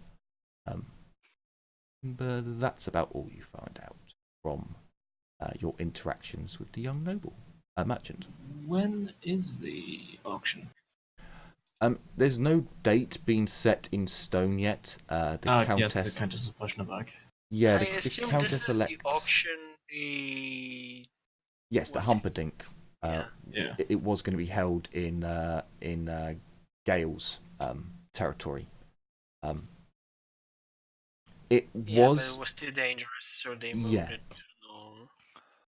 No. He talks it was going to be next week, but then possibly the week after, and the Countess-elect is thinking that maybe it would be nicer to wait maybe 3 weeks to wait for the weather to change. But then he does mumble that perhaps it might be sooner, seeing as within a couple of weeks, he's not sure when exactly, there's the fireworks festival, and it might be a better atmosphere. He kind of embellishes the atmosphere part to have it during that time. Okay. What he's I'll gonna find do- out the first time. Red is probably gonna be very awkward inside the city. She's more used to, forest and forests. So she'll acquire the thing she wanted to acquire. So she's gonna go find a store. She's gonna buy the thing she wanted to buy. Not yet, Jim. Okay, sorry. So there's not. That's all right. There's want to purchase it. there's not much more that can be gleaned from those within the 3 crowns tonight. You enjoy a decent meal for those of you who actually want to eat, and those of you that still can. Unfortunately for Casper, he can't. Casual shade. But actually, there is one thing she wants to do that she knows for sure it's probably gonna be the one thing that's gonna keep her from being bored in the city. She wants to see if she can find any bounties. Sure, you can do that. That would probably be easier done in the morning. You can do it now because they are on the notice boards in certain areas. It's mainly public areas and the university that has one. Okay. I think the shopping market does have one. It said it in the book, and I think that's C7. But I'm just double checking if that is. I saw the market. No, it's not. Oh no, but it is the plaza, so there would be one there. I can't really gossip, so yeah, I guess I'll just wait and go look for the money was in later. Oh, So in the after morning. your dried rations that you had to eat along the river, a nice warm meal is just what most of you needed. For others, it would be a warmer, more irony tasting meal. Something fresher. Can I get some really, really, really, really rare steak? You know what you could eat, and I was thinking about this, and that's liver, because they do eat. Hunter-gatherers have eaten raw liver for years, straight from the animal, and it's full of blood. Oh. So it wouldn't be that odd. I was gonna say, all like, you remember. as Billy Bob ordered ale from a bucket, he will be ordering, like, raw animals. I want a raw liver served with a plate of lima bean. Only the nice freshest Chianti. kill will do. The night passes. You have a good night's sleep. The rooms are decent. Not nearly as lavish as Gale's villa that you were staying in, but they are far more acceptable than what you may be used to. Far better than the ship. Morning comes. May I interject something? Sure. Because as everyone is having a nice, good night's sleep, I don't think Carla is having a good night's sleep. This is very true. This is very true. Carla, you do dream. You do dream. Your dreams are of mists, shadows, and darkness. They feel real to you. Before a voice and a visage comes through the darkness. Do you roll on your dooming at this point? I can't remember. I already had my Oh, yeah. doom. You get your doom at age 10. Yeah, no, sorry. Yeah. I was thinking Priests of War get something else when they have their No. calling. I don't think so. So, as you see this visage appear in your dream, Carla, you see a garden open up before you, and you have a calling. Something is drawing you to this place. You hear the bells ringing. And those vibrations seem to emanate with your soul, and the ringing seems to harmonize with your very being. And you picture the gardens so clearly, yet you see the tombstones all around you, but you feeling peace, feel safe, like this is your sanctum, this is the place that you were meant to be. Feel an urge to go there, and before too long you jump out of your bed, and the sun comes through the curtains and blinds your eyes slightly as it's morning already, but you feel so tired, yet you have an urge to go somewhere north. And I imagine as I get closer to that place, I start realizing where I'm going. Yes. For the moment, you've awoken. You're in your normal. You just have an earning to go north, to go further up, to explore the city, but it's definitely northwards. Everyone else, I believe, awakes with no other ailments or visions. You all have your breakfast, a hearty meal with your 2 drinks if you wish to have them. Before, you are free to do whatever you wish. If you need to go to find a seamstress, have a look on the map. There are seamstresses, and measure out how far it will take you, how long you'll be. Because the point for, and I'll show the stream. I have set the map up so that wrong, Raccoon. Do your job. Shut up. Just do your job. You'll see that you can travel with time in minutes. This is important for not strictly all the time, but there will be times when I will be testing you on going through and what time you arrive and things like that. So get used to it now, because later on it will become far more important. 85 minutes to do all that walk. That's kind of cool. Damn. Didn't know we could do it in minutes. You have to do it custom, and then I just put in minutes. How do you make the... It's, right click. Yeah, if you right click, it'll put a point on the map for you to move around.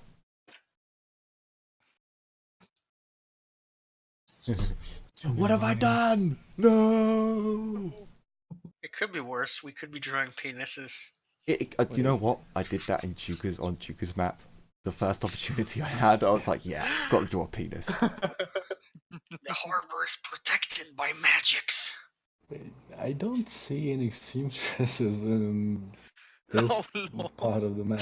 Why? Getty, why? Demonetized. It's fine, we weren't monetized to begin with. We weren't indeed. Oh, by the way, might as well do this now. Now you guys saw that now? I will give a shout out God to my damn it, sponsor. people. So, to my sponsor, Rustic Records. Go there and listen to his music. He gave me his samples so that I could make my intro and outro. And all he asked was that I give him a shout out. So, go and listen to Rustic Records over on YouTube. My bit has been done. I do have to do that a couple of times though. Yeah. Hey, at one point I'm going to sample a lot more of his music and make awesome intros and outros, but for now I can't afford to buy more software because I want to buy more games. I have a question. Yes. With regards to the leg tax. Yep. On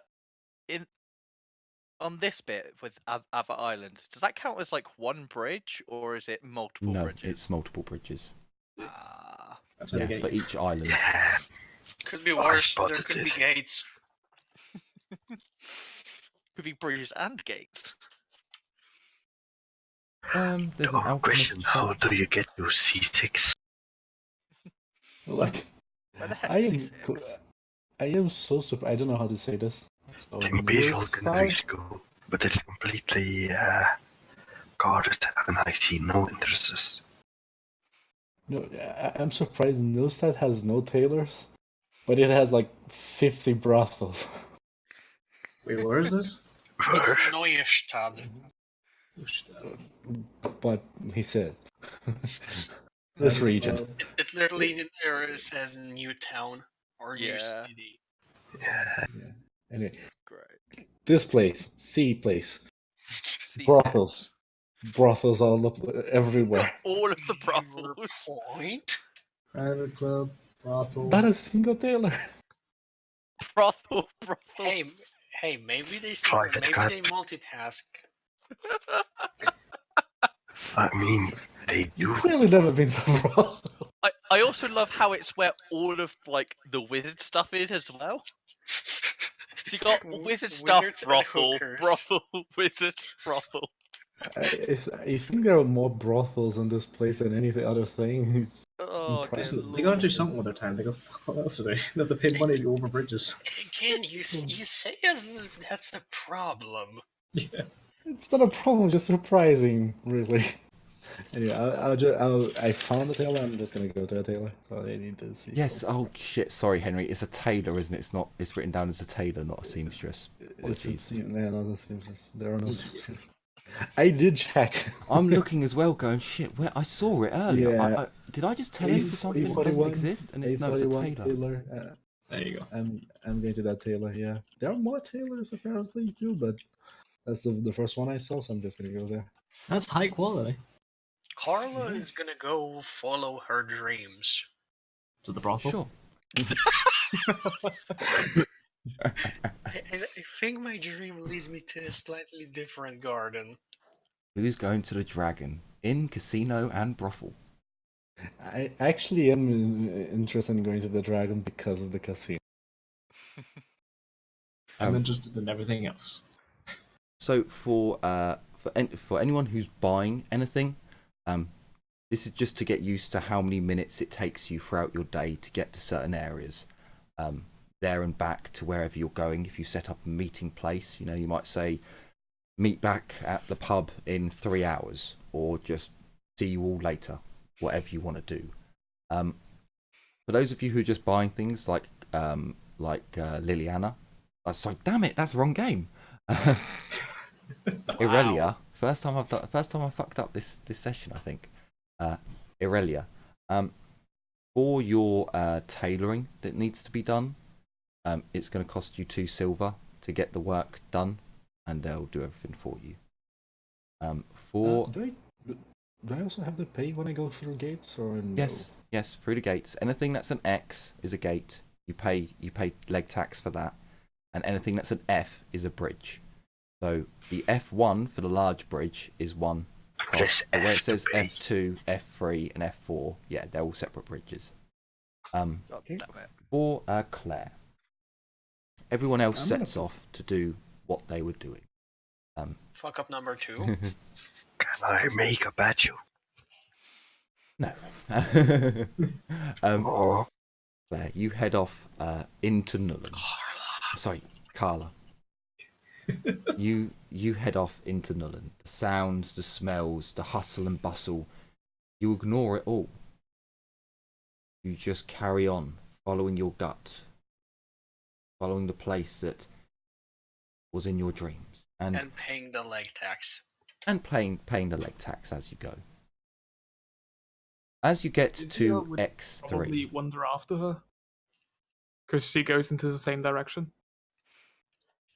or I mean, 'cause technically Claire doesn't. Carla. Technically, Carla doesn't know where she's going. If there's something that you need in essentially the A district in the noble district, you can follow her. But she is kind of wandering at the moment. You would notice that sometimes she gets to a road crossing if you are going to follow her, And she goes to walk down it, but then backs away. No, that's not the way I need to go. But you get to X3 and you hear the bells. You don't cross through that gate. You hear the bells and you walk along the wall. You walk along Warden Street. Wardenstad. Sorry, I zoomed in and saw it. Wardenstrasse, so it's literally Warden Street. And you listen to the sounds of the bells. You walk further up to the gate marked as X5, which I should actually start calling the gates by themselves, their names, because they do have names. X5 Temple Gate. You head up. Appropriate. It's the next game in the X series. You cross through Temple's gate, paying the leg tax just nonchalantly, just putting it in and looking around. You can hear different temples with different hymns and different chants coming, but you ignore them. You walk past the first lot of temples, and as you come to the crossroads, you hear the bell, but the bell does not ring for anyone else. You look and you see the gardens, the tombstones. You enter the gardens of Moor, and for a moment you just take a deep breath and exhale, and you feel at peace. You open your eyes, you see the same scene from your dream. There's a visage, but this time it is filled. A monk stands there, a priest. Proper name, Priest of Moor.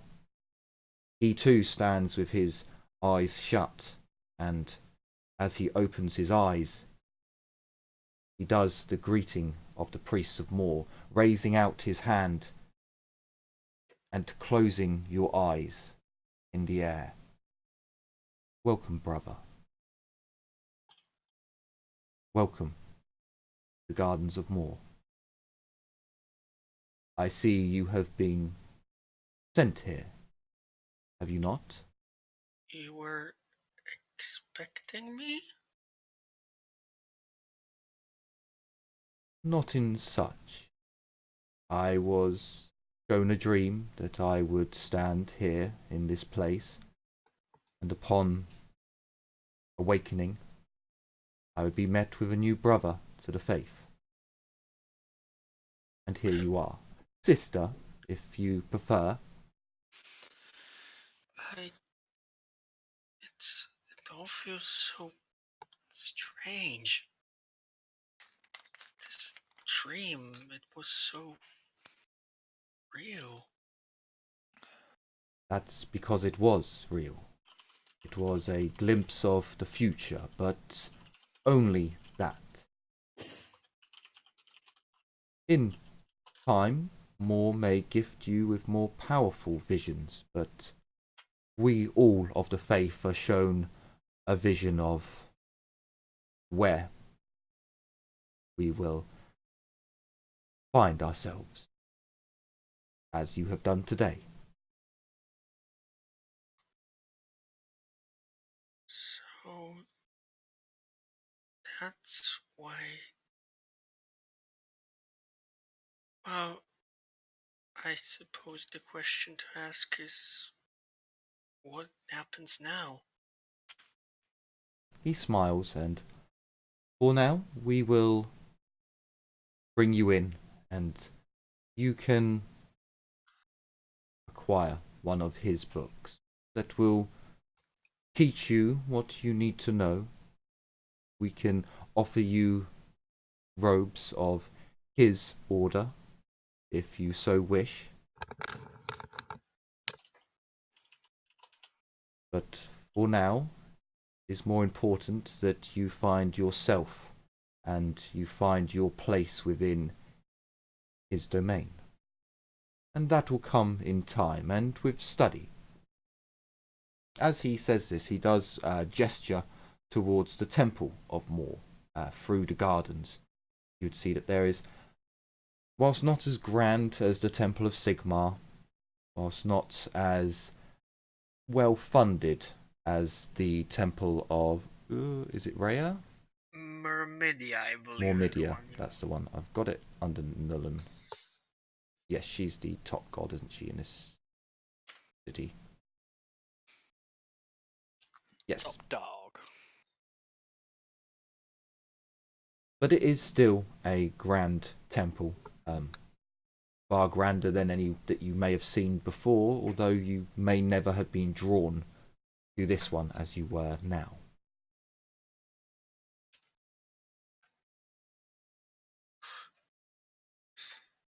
So you can buy your book from the priests there.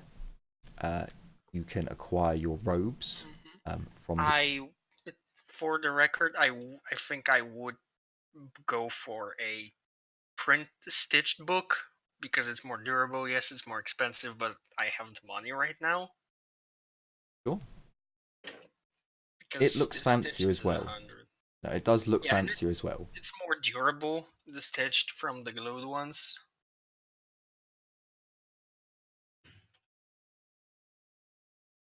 And I will give you, if you do have interactions with priests of more specifically, because you have spent more on getting a decent book, you will get a +10 with rolls with them, to social rolls.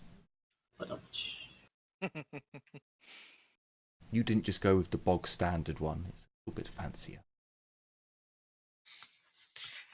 Yeah, when she retires, she's gonna compile an illuminated book. Life goes. But the priests of More never retire. You will to one day. Retire is to die. When More takes you home.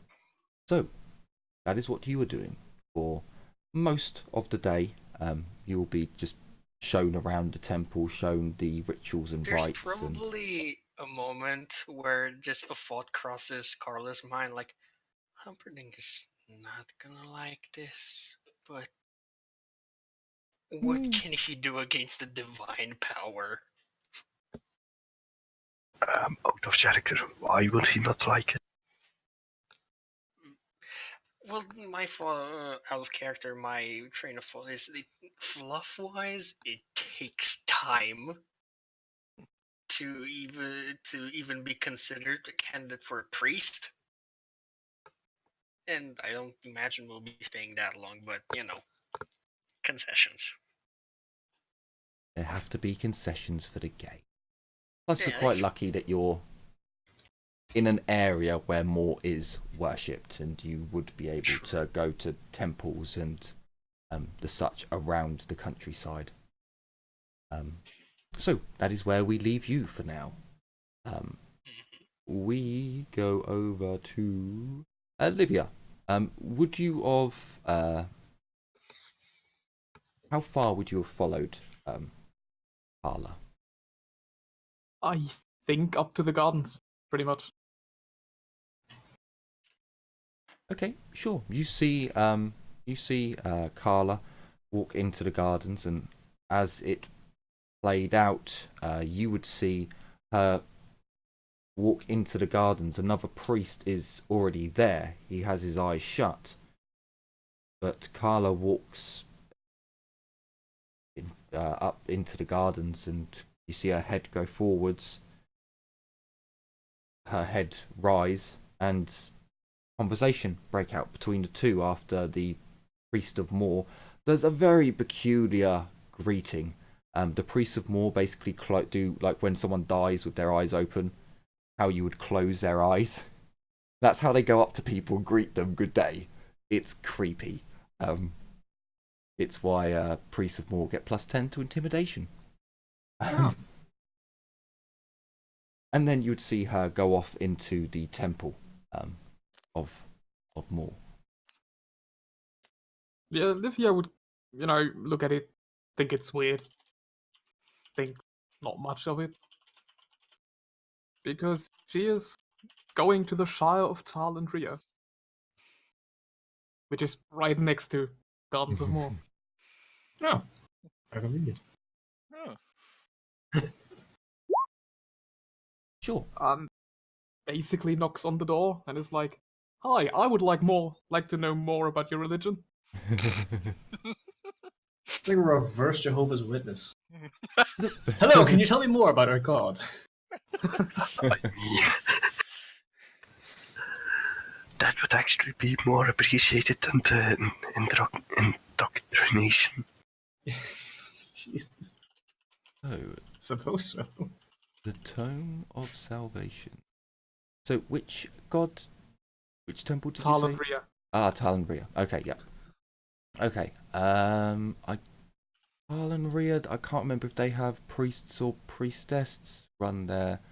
Have a quick look here. Tal usually has men, and Rhea usually has women. Yes, I'm guessing that and I'll have to quickly have a look at if 24 is Tal and 25 is Rhea, if it was based like that. 25 is Mittelmund. Oh, okay, so they are both for the one. Okay, so as you knock on the door, they're double doors, and both doors open up, and there is a priest and a priestess there. As they share a temple, there makes sense that there would be two of them, I guess. They're kind of taken aback by how you're, please tell me more about your faith, and but of course, my child, please come in. Yes, by all means, we can go through, answer any questions that you may have. You enter the temple. It's compared to the very grand temples that are around. It's quite small, but it's well looked after. It doesn't look as if the temple itself is neglected. It's just nowhere near as grand and as large.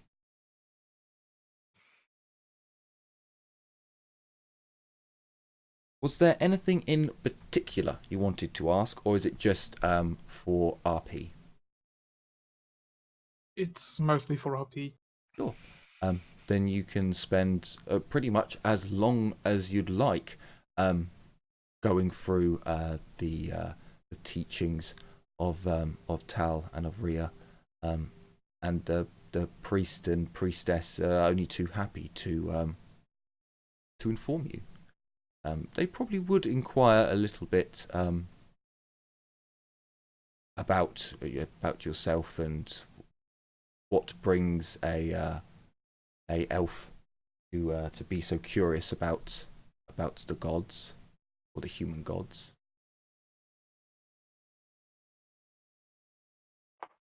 Well, she saw a few priestesses, Rhea, at Dale's estate.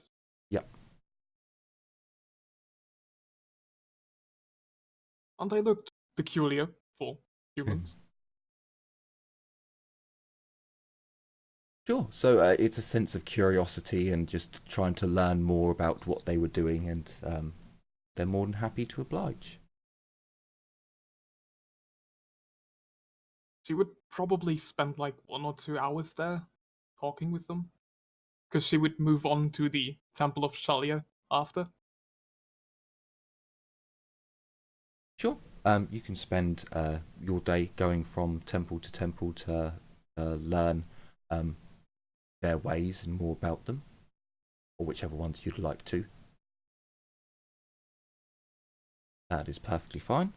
Aurelia, you can do that. So to take it up to essentially good quality in looks. That would be interesting looks, right? Yeah, because this is basically for looks. Yes, for looks. Yeah. Yeah, because it is done.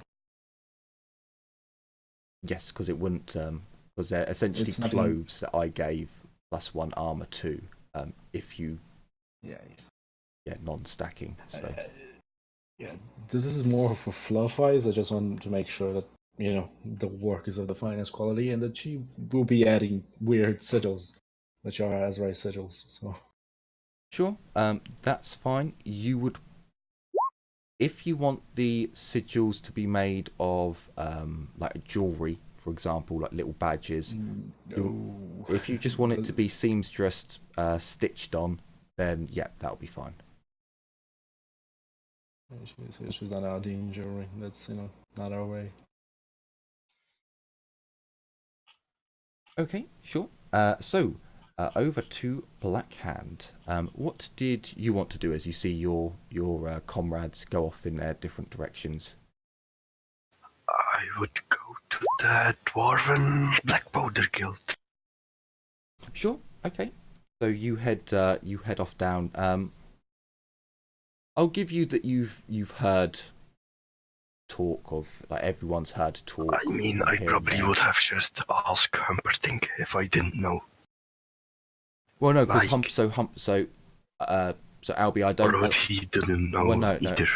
Albie, I don't allow jumping back and forth between scenes. Basically, Humperdinck is gone. If you didn't ask him anything when he was there, you didn't get the chance to ask him. You can ask Alright. around, and it's common enough knowledge that I'll give you. You're just looking for a place for gunpowder. You've been told about 2 places off the top of their head. That's fine.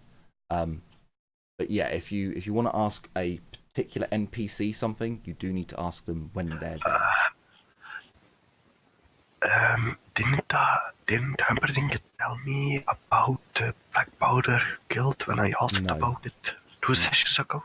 No, you asked about black powder. You asked about the different types of black powder and if there were different qualities. And he told you Right. that there were some different qualities that he's never seen, which he was referring to the rumours of Scaria's yeah. black powder. But yeah, of course, you could easily find out from asking enough people that there's a dwarven quarter that has a black powder guild, and there's another area where the humans sell black powder. So you could easily find it. That's not a problem. So you make your way there.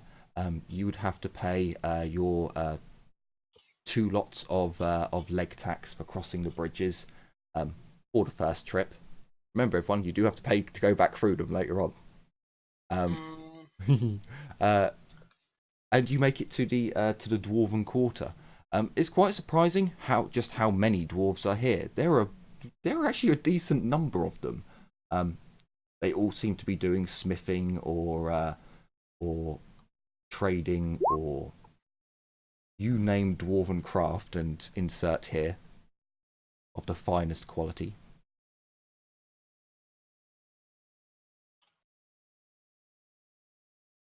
And you make your way over to the Black Powder Quarter guild. I entered the lobby. What do I see? So as you enter, you can see that this is this is almost a flashback to your time in the Karak. The building is made exactly the same architecture as a dwarven household, except from it's made of wood and stone rather than just plain stone. It's fine craftsmanship as you go in and enter through the doors that have the symbol of the guild on it. You open them up, and it's polished stone pretty much everywhere that they could if it wasn't structural. There is wood obviously in the rafters and for the floorboards above you, but it's polished granite flagstones as you walk in. There are several suits of dwarven armor that are made up. It's not a rare material. It's just steel, but they're very impressively sat and give the room the right atmosphere, as well as several black powder weapons that are mounted on the walls as decorations. There's a dwarf who is sat at the counter. He has horn-rimmed glasses on, and is currently going over paperwork. Do I notice any notice boards? Or are those nothing in the dwarven guilds? There isn't a notice board in the dwarven section, but there may be tasks if you ask the dwarf. But yeah, there's no notice boards up. Then I will approach the dwarf and start to make myself known and express my interest in gunpowder and gun pistols. Small talk. The dwarf hears what you're saying, and he continues to do his paperwork, and you wait for a moment longer before he stops, puts his quill down, and "Hey, Stone Cousin, so you want some powder, do you? Well, Yes, that would be appreciated, cousin. Well, how much do you want? About enough for 20 shots, and I raise my blunderbuss. 20 shots? Aye, we can sort that out for you. That's no problem, but it's a bit on the low side for what we normally deal in. But yes, let me get a halfling to go and get that. I'll light it up. He writes on a piece of paper and rings a bell, and a small halfling child comes running over to the counter. Hey, go get that out back. He passes the note, and the halfling child runs off. By chance, you don't know who I could talk to discuss the creation of our wonderful weapons? Or do you need something to be done? Stone Cousin, I understand that you might be new in town, or it's the first time I've seen you around here, but we don't just give out valuable blueprints to anyone. It's not profitable to give out stuff that we pay for. You can rent a forge around here and experiment to your heart's delight, but you'll need to join a guild or pay for access to such resources. And how much, if I join the guild, what would the requirements be?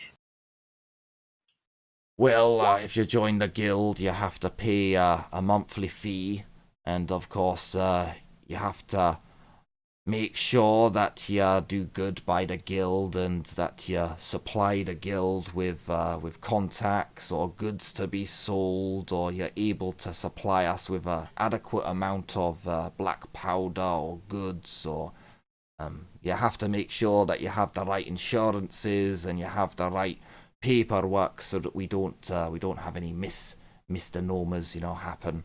And then we have to go through quality control to make sure that all of your goods are up to scratch. I mean, you're a Stone Cousin, yeah, it should be, but we get a few of our kin who have fallen from grace try and sell us inferior products, so we have to check. And then there's the taxes that we have to pay as the guild and so forth and such and such. Of course, you can have no affiliation with any other guild or warband, because that would void any contracts. It would make us look like we're favoriting others. I see. Well, Currently, I'm preoccupied with another project to get some living. But if I want to get access, do I need to pay and I get the blueprint, or is it for unlimited time, or how does it operate here? Aye, it's 10 silver per day that you're accessing our libraries and blueprints. You cannot copy them down. We will be making sure that you don't. Obviously, if you remember it, that's up to you. We can't stop you from remembering things. But if we catch you selling blueprints that you've made yourself, that can end in broken fingers and the like. I mean, you know, if it was a hungy, we'd snap their legs and leave them as a cripple. But for you, you know, we'd give you a chance. Yes. And you can't sell any goods that you would acquire from us. So no making firearms here from our blueprints and then selling them on for profit. Personal use only. Aye, that's right. Of course, you can always see what blueprints are available at the university. There are some that are available to anyone, but they are all, in my opinion, they're all of inferior quality and very crude designs and so forth. And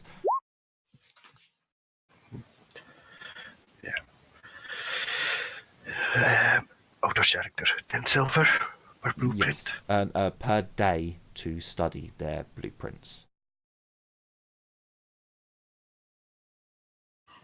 I was kind of hopeful I wouldn't have to be.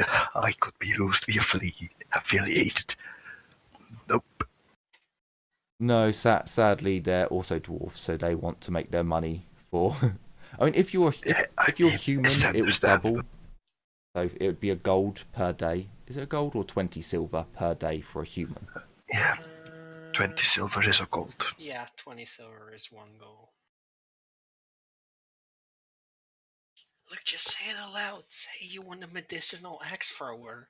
Um, Not even a recreational. do you guys do supply contracts? We sometimes, if there's a particular need for things to be tested or for wagons to be protected or for certain jobs to be. Sometimes a hungy needs to be beaten. I meant it in the way that you supply, like, let's say, war bands or certain mercenaries with weapons and gunpowder and the like.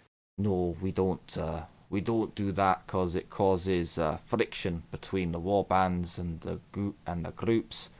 We'll sell gunpowder to anyone for the right price and for well, normally hungies can't buy small amounts. We normally sell it by, well, at least by the 100 shot at a time. And yeah, so on. But as for supplying a warband, it causes too much friction. We sometimes hire warbands to test certain goods or to protect wagons or to rough up a hungy who's not paid his debts or so on or so forth. But we haven't got any of those jobs in at the moment. I see. Well, as it happens, me and my companions I'm traveling with are looking for some jobs. So if you ever need to do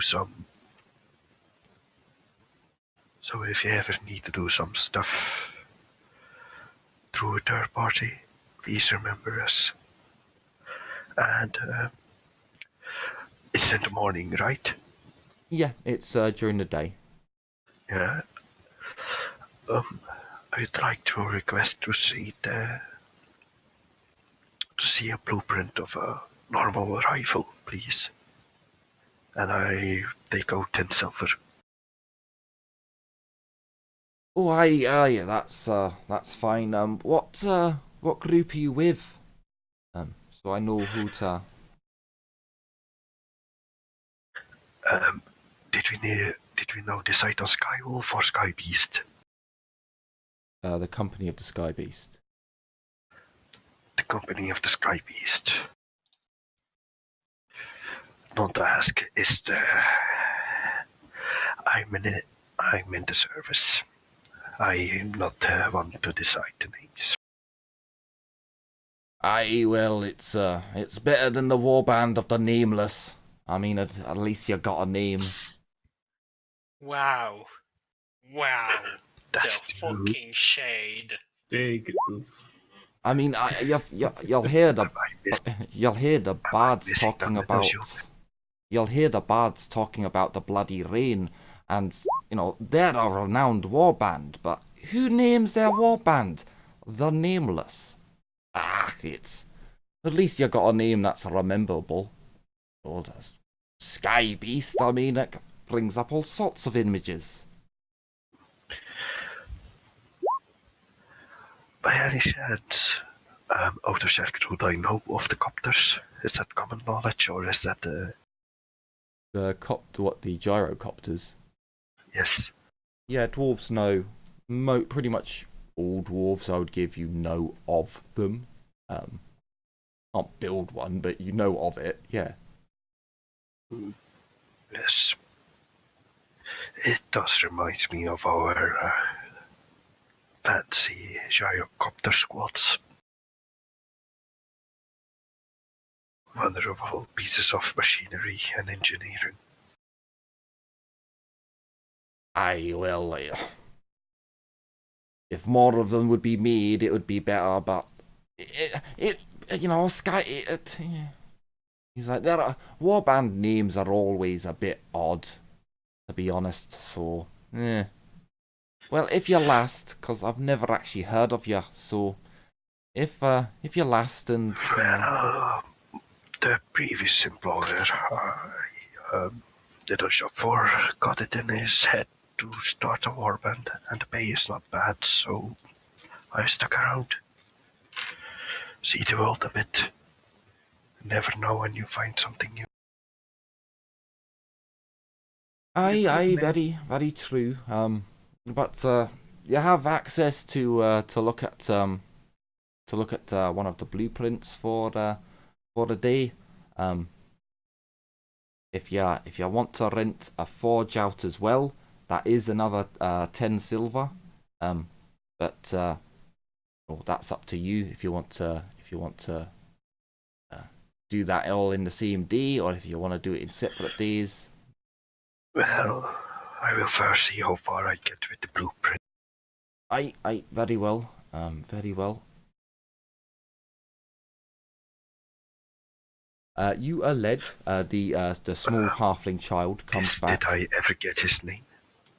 No, he didn't give you his name. If you want his name, I can give it to you. More names. His name is. Oh, hang on, wrong handout. Dwarf names. Hang on, GM notes. There it is. I've got way too many handouts on this. His name is Theogrim. He is Theogrim the Engineer. And I'll post that in Discord. Alright.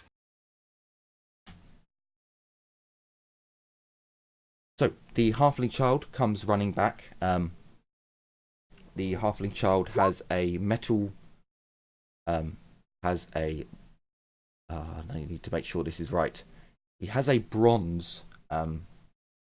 like a shell, almost, like a capsule, and he comes running in. It's very heavy for a halfling child to carry. Theogrim picks up the shell easily, just doesn't even notice the weight, and opens it up and takes out a small pouch, medium-sized pouch, and hands it to you. There's your black powder, and he tells the halfling child to take you to the library to look at a gun blueprint. So, just quickly, What gun are you looking at? Are you just looking at a firearm, which if it's a firearm, it's basically a flintlock insert rifle here? A normal rifle, the beginnings. Yeah, essentially the normal rifle is a firearm. Then I would be looking at a fire. It is your basic, flintlock, black powder musket, essentially. So keep in your notes that you are working on a firearm, which is a flintlock. And I believe... So, let me just check. I'll need to do that another time. Okay, so write down in your notes, Albie, that you've spent however many hours you're going to spend looking at the blueprint. The rest of the day. Okay, so you spent, write down 8 hours that you spend going over the blueprints and using your engineer's tools to get the right measurements and begin the process. And then when it comes to doing all the roles, because I will look up again how crafting works in this, we'll do all the roles at once. All right. But that will be for next time. No problem. I have to go for a bit anyway. It may be next session, because I don't know. I need to look into what you actually need to do to start the process off. But yeah, write it down in your journal, in your notes, and we'll get onto that. So we have done you, Ragnar. What would you be doing? Ragnar. Oh, Just just as you said that. So I believe we have done everyone. How's everyone doing for time? I'm good. I do have one thing to ask that Aurelia also looks for, because she did spend like 4 hours going around this knoll. Can she also look for bounties? Like in the notice boards, because she wanted to look at those. And my pathway was this. Wrong thingy. I went. I forgot the things there. I didn't go somewhere over here. Where is the university? Went here, back.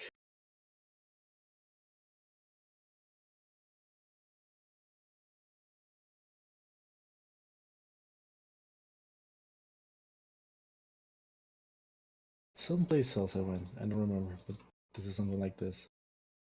I was Okay. all over the place. So because I visited the tailor, I visited the weapons dealer, then I went to the city watch or town watch, I don't know, city garrison. I then went to the E6, which is where the training camp. Then I went to the university, and I walked around. okay. So on your journey, you go to the tailor. You spend a couple of hours there because they have to do their work. Then you go to the weaponsmith, get whatever weapons you needed. You head to the garrison. There they do have a couple of notices up. There are a couple of jobs there, but they appear to be based around sewer jacks. They need extra sewer jacks to go and to clear out monsters and blockages within the sewers, and you see a couple of notices for there's a couple of what's the word, charlatans, I think is the word. Scams. I think the word that they put on there is Conmen? charlatans. That there are a group of men who are basically extorting women for money by chatting them up, finding out that they're married to a noble, and then sleeping with them all innocently, but then passing on, if you don't pay me, perhaps your husband finds out, and perhaps his reputation gets. There's a few con men about who appear to be targeting women. Really, is especially interested in this one because she would probably like that these people were, sleeping with the fishes. So you can note that down. That is more of if you are able to catch one of these guys in the act, you can entrap them. That is not a thing in this world. If you catch one of I do them, have a bad trick. you don't kill them. You're not meant to kill them. The reward is 15 gold if dead, 30 gold if alive. You will want to note down the rewards because I didn't. Actually, I can do that now. Capture charlatans, it's 30 gold dead and 15 alive? No, other way round. So 15 gold dead and I mean I could kill two, shoot one in the knee and bring that one. There is a caveat to that. The individuals will have to be correctly identified. So those who have those merchant noble women who they've basically conned and tried to blackmail, who have the power to be able to go to the guards and put a bounty out on them in a way, they will need to be able to say, no, that was him, get rid of him. They're not powerful enough to just go around killing every jock that they see, basically. There's also there it is. There is also, yes, so the sewer jacks is a brave man and a dwarf wanted, hard work, but with great pay. Adventures await beneath Nullen. The sewer jack was... No, the sewer jacks want you. Nullen is always looking for... I have no idea what that word is. For tough guys to service the sewer jacks. The pay isn't actually all that great, but the chance of adventure and loot do await. I mean, the thing about she'll take a note of that. The thing is, she's already assaulted by the bloody smell of the city, and she's like, probably not a good idea to go to the sewers just yet. There are other jobs. You did say you went to the university, didn't you? I did. I went around in the places that were likely to have bounties. So they're pretty much all the jobs that are available at the guard outpost, specifically placed by the guard. At the university, you do find more jobs posted on a bulletin board. There's an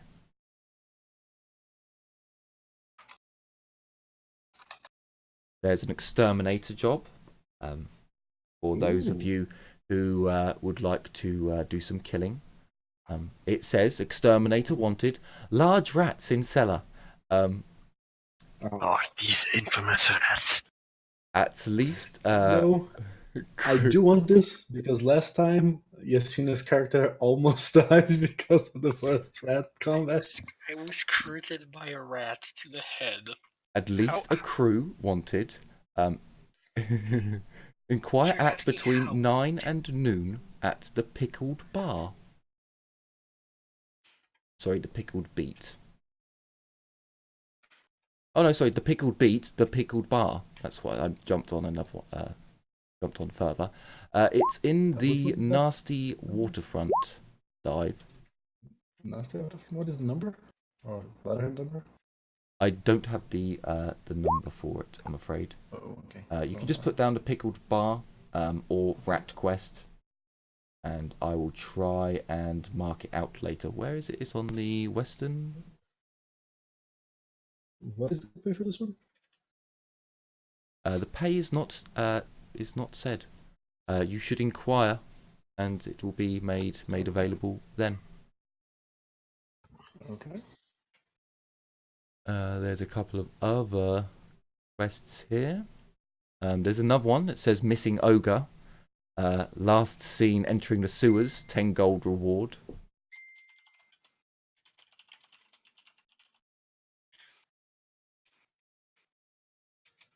Wardens needed for temple work. Call it the Gardens of Moor.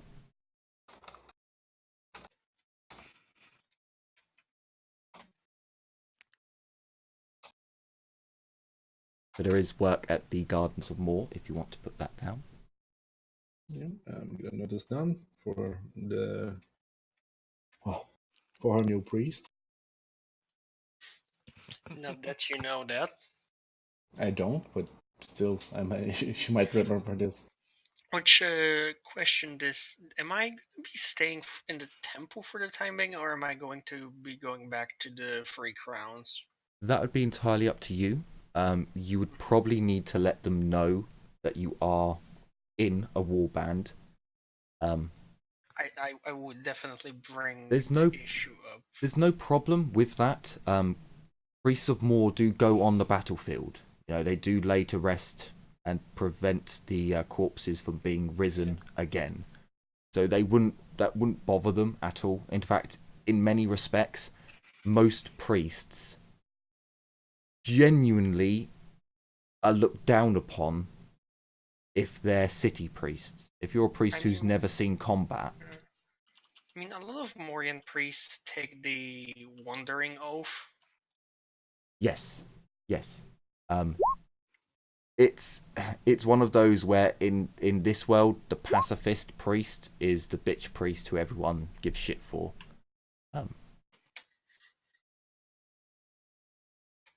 Did you read what I wrote in the Roll20 chat, by the way? Yes. I was just going to come back to that once I had done. So let me just go through chat because I was reading the book for the jobs. Okay, cool. So Ragnar, you are the last person we need to do, I believe. They are all the sorry. Is Ragnar back? Did I see you back? Yeah. Yeah, cool. Livia, that is the Aurelia, that is the last job that you see at the moment. Okay. So Ragnar, what would you have done with your day? There are blacksmiths where you can rent out forges. There are places where you can research stuff. There's a whole dwarven quarter if you wish to go there. He's probably going to start his day a bit later than everyone else. To spend a few hours working on certain projects, and then he's going to head over to the Dwarven Quarter. Probably start off at the temple, just to pray to the ancestor gods. Sure. And mainly Grungi, I think that's the one. Yes. But also Thungi as well, even though probably isn't actually a shrine for him here. And then he's gonna head over to the Engineers Guild and see and well try and talk to them because and see where the best place to work at a forge or get some gear made is.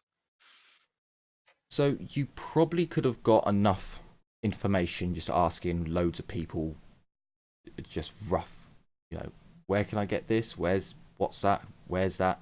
Once you enter the Dwarven Guild, the Dwarven Quarter, and you go to like the ancestral temple, you'd easily be able to talk to dwarves there who are only too happy to help out another Dowie. And you would quite quickly find that it would be far easier for you to rent a forge in this area where there are dwarven smiths around. It would cost you 10 silver per day to rent a dwarven forge for the day. Off the top of my head, there aren't any, until next session, there aren't any runesmiths in the town, unless I find something in particular that says Dwarven Runesmith Shop. then I will Yeah. change that for next session. But you would definitely get some. You would definitely get some, admiration from the other dwarves if you have got your helmet with you, and it is, the rune is marked out, and they would have questions for you, and Yeah. there's a bit of reverence. He's probably going around buying certain special oils and that sort of thing to use in his forge as well alongside it. You got to give it the special treatment. Yeah, sure. A fine crafted weapon does need fine oils. Is true. Doesn't need, but it should have. So sure, yeah, you can do that. Was there anything else? Did you want to go to the engineers' school for any other reason, or was it just to see if you could use a forge? Just to see if you could use a forge and to kind of scout out to see if there was any news of any runes being discovered nearby or any rune smiths that were local. Okay. I would probably say there's no point going to the university, or the engineers' school for that at the minute. You'd have better chance where you are in the dwarven quarter. I was meaning the Dwarven Engineers Guild. Oh, sorry. Okay, yeah. E4. Yep, no worries then. So you're able to go there. They don't. They would question you, but after you tell them, I'm apprentice runesmith. I'm Ragnar. I'm from this place. Blah blah blah. They would grant you entry. Give me a gossip test. Oh lord. Give me just a flat. No, you can have a +10. Yeah, you can have a +10 on your gossip test because you are talking with fellow dwarves and you are a runesmith. Yeah, still not gonna go well for me. Oh my god! Wow. Okay. Nice. So, with a 09, you go in and you start asking around. The dwarves that are in the college are quite sorry to tell you that they don't have any runes in the college. Most rune smiths don't really agree with engineering, the engineer's trade. And as for runesmiths that are around, the dwarf who you're talking to is particularly old. He has a very long grey beard, and his glasses are those weird steampunk variety that have multiple lenses that come down. He kind of sits there and thinks to himself for a good long while before, the only runesmith I know of that was rumoured to be in Siegfriedhof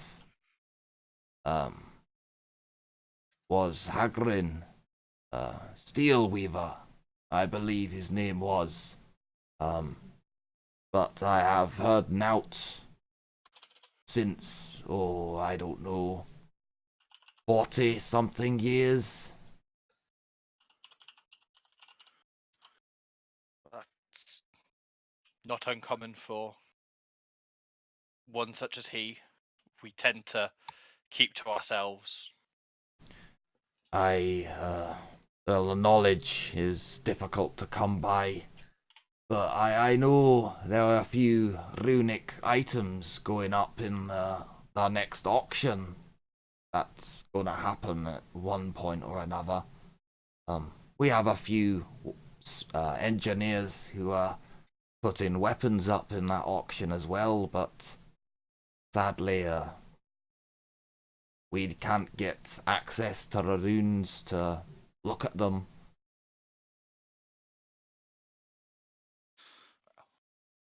We can't. Well, I'll try my best to get a hold of one of them. If they have some runes, we can't let them getting into the wrong hands. He laughs, a really old, throaty laugh. Aye, if you got the money to outpay all the nobles around here, then have at it, Stone Cousin. But, aye, if we pulled all of our money together here at the guild, we could maybe buy one, possibly two, if they're of, poor quality, I suppose.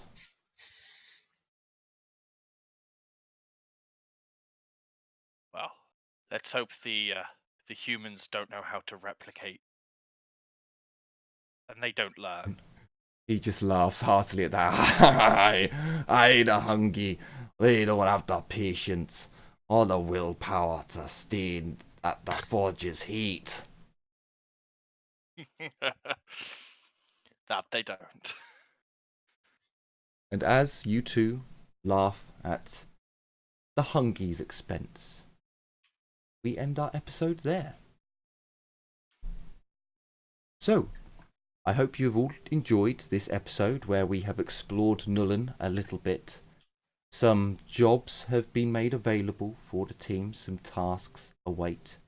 A gear has been acquired, and hopefully I will push them down into a sewer entrance and lock them away down there with all the Gribblies. Ah, glorious.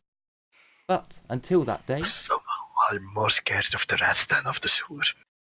Oh, wait until you see. Wait until you We gotta get a You Drake should gun. be. They're not rats, that's for certain. Until then, Can't I say hope that. you've all enjoyed this episode and are looking forwards to the next one. And just as a reminder that on Tuesday we have Dark Heresy. Ah, my week is filled with gorgeous. So, until then, take care everyone, and as always, bye bye for now. Bye. Boy. Bye.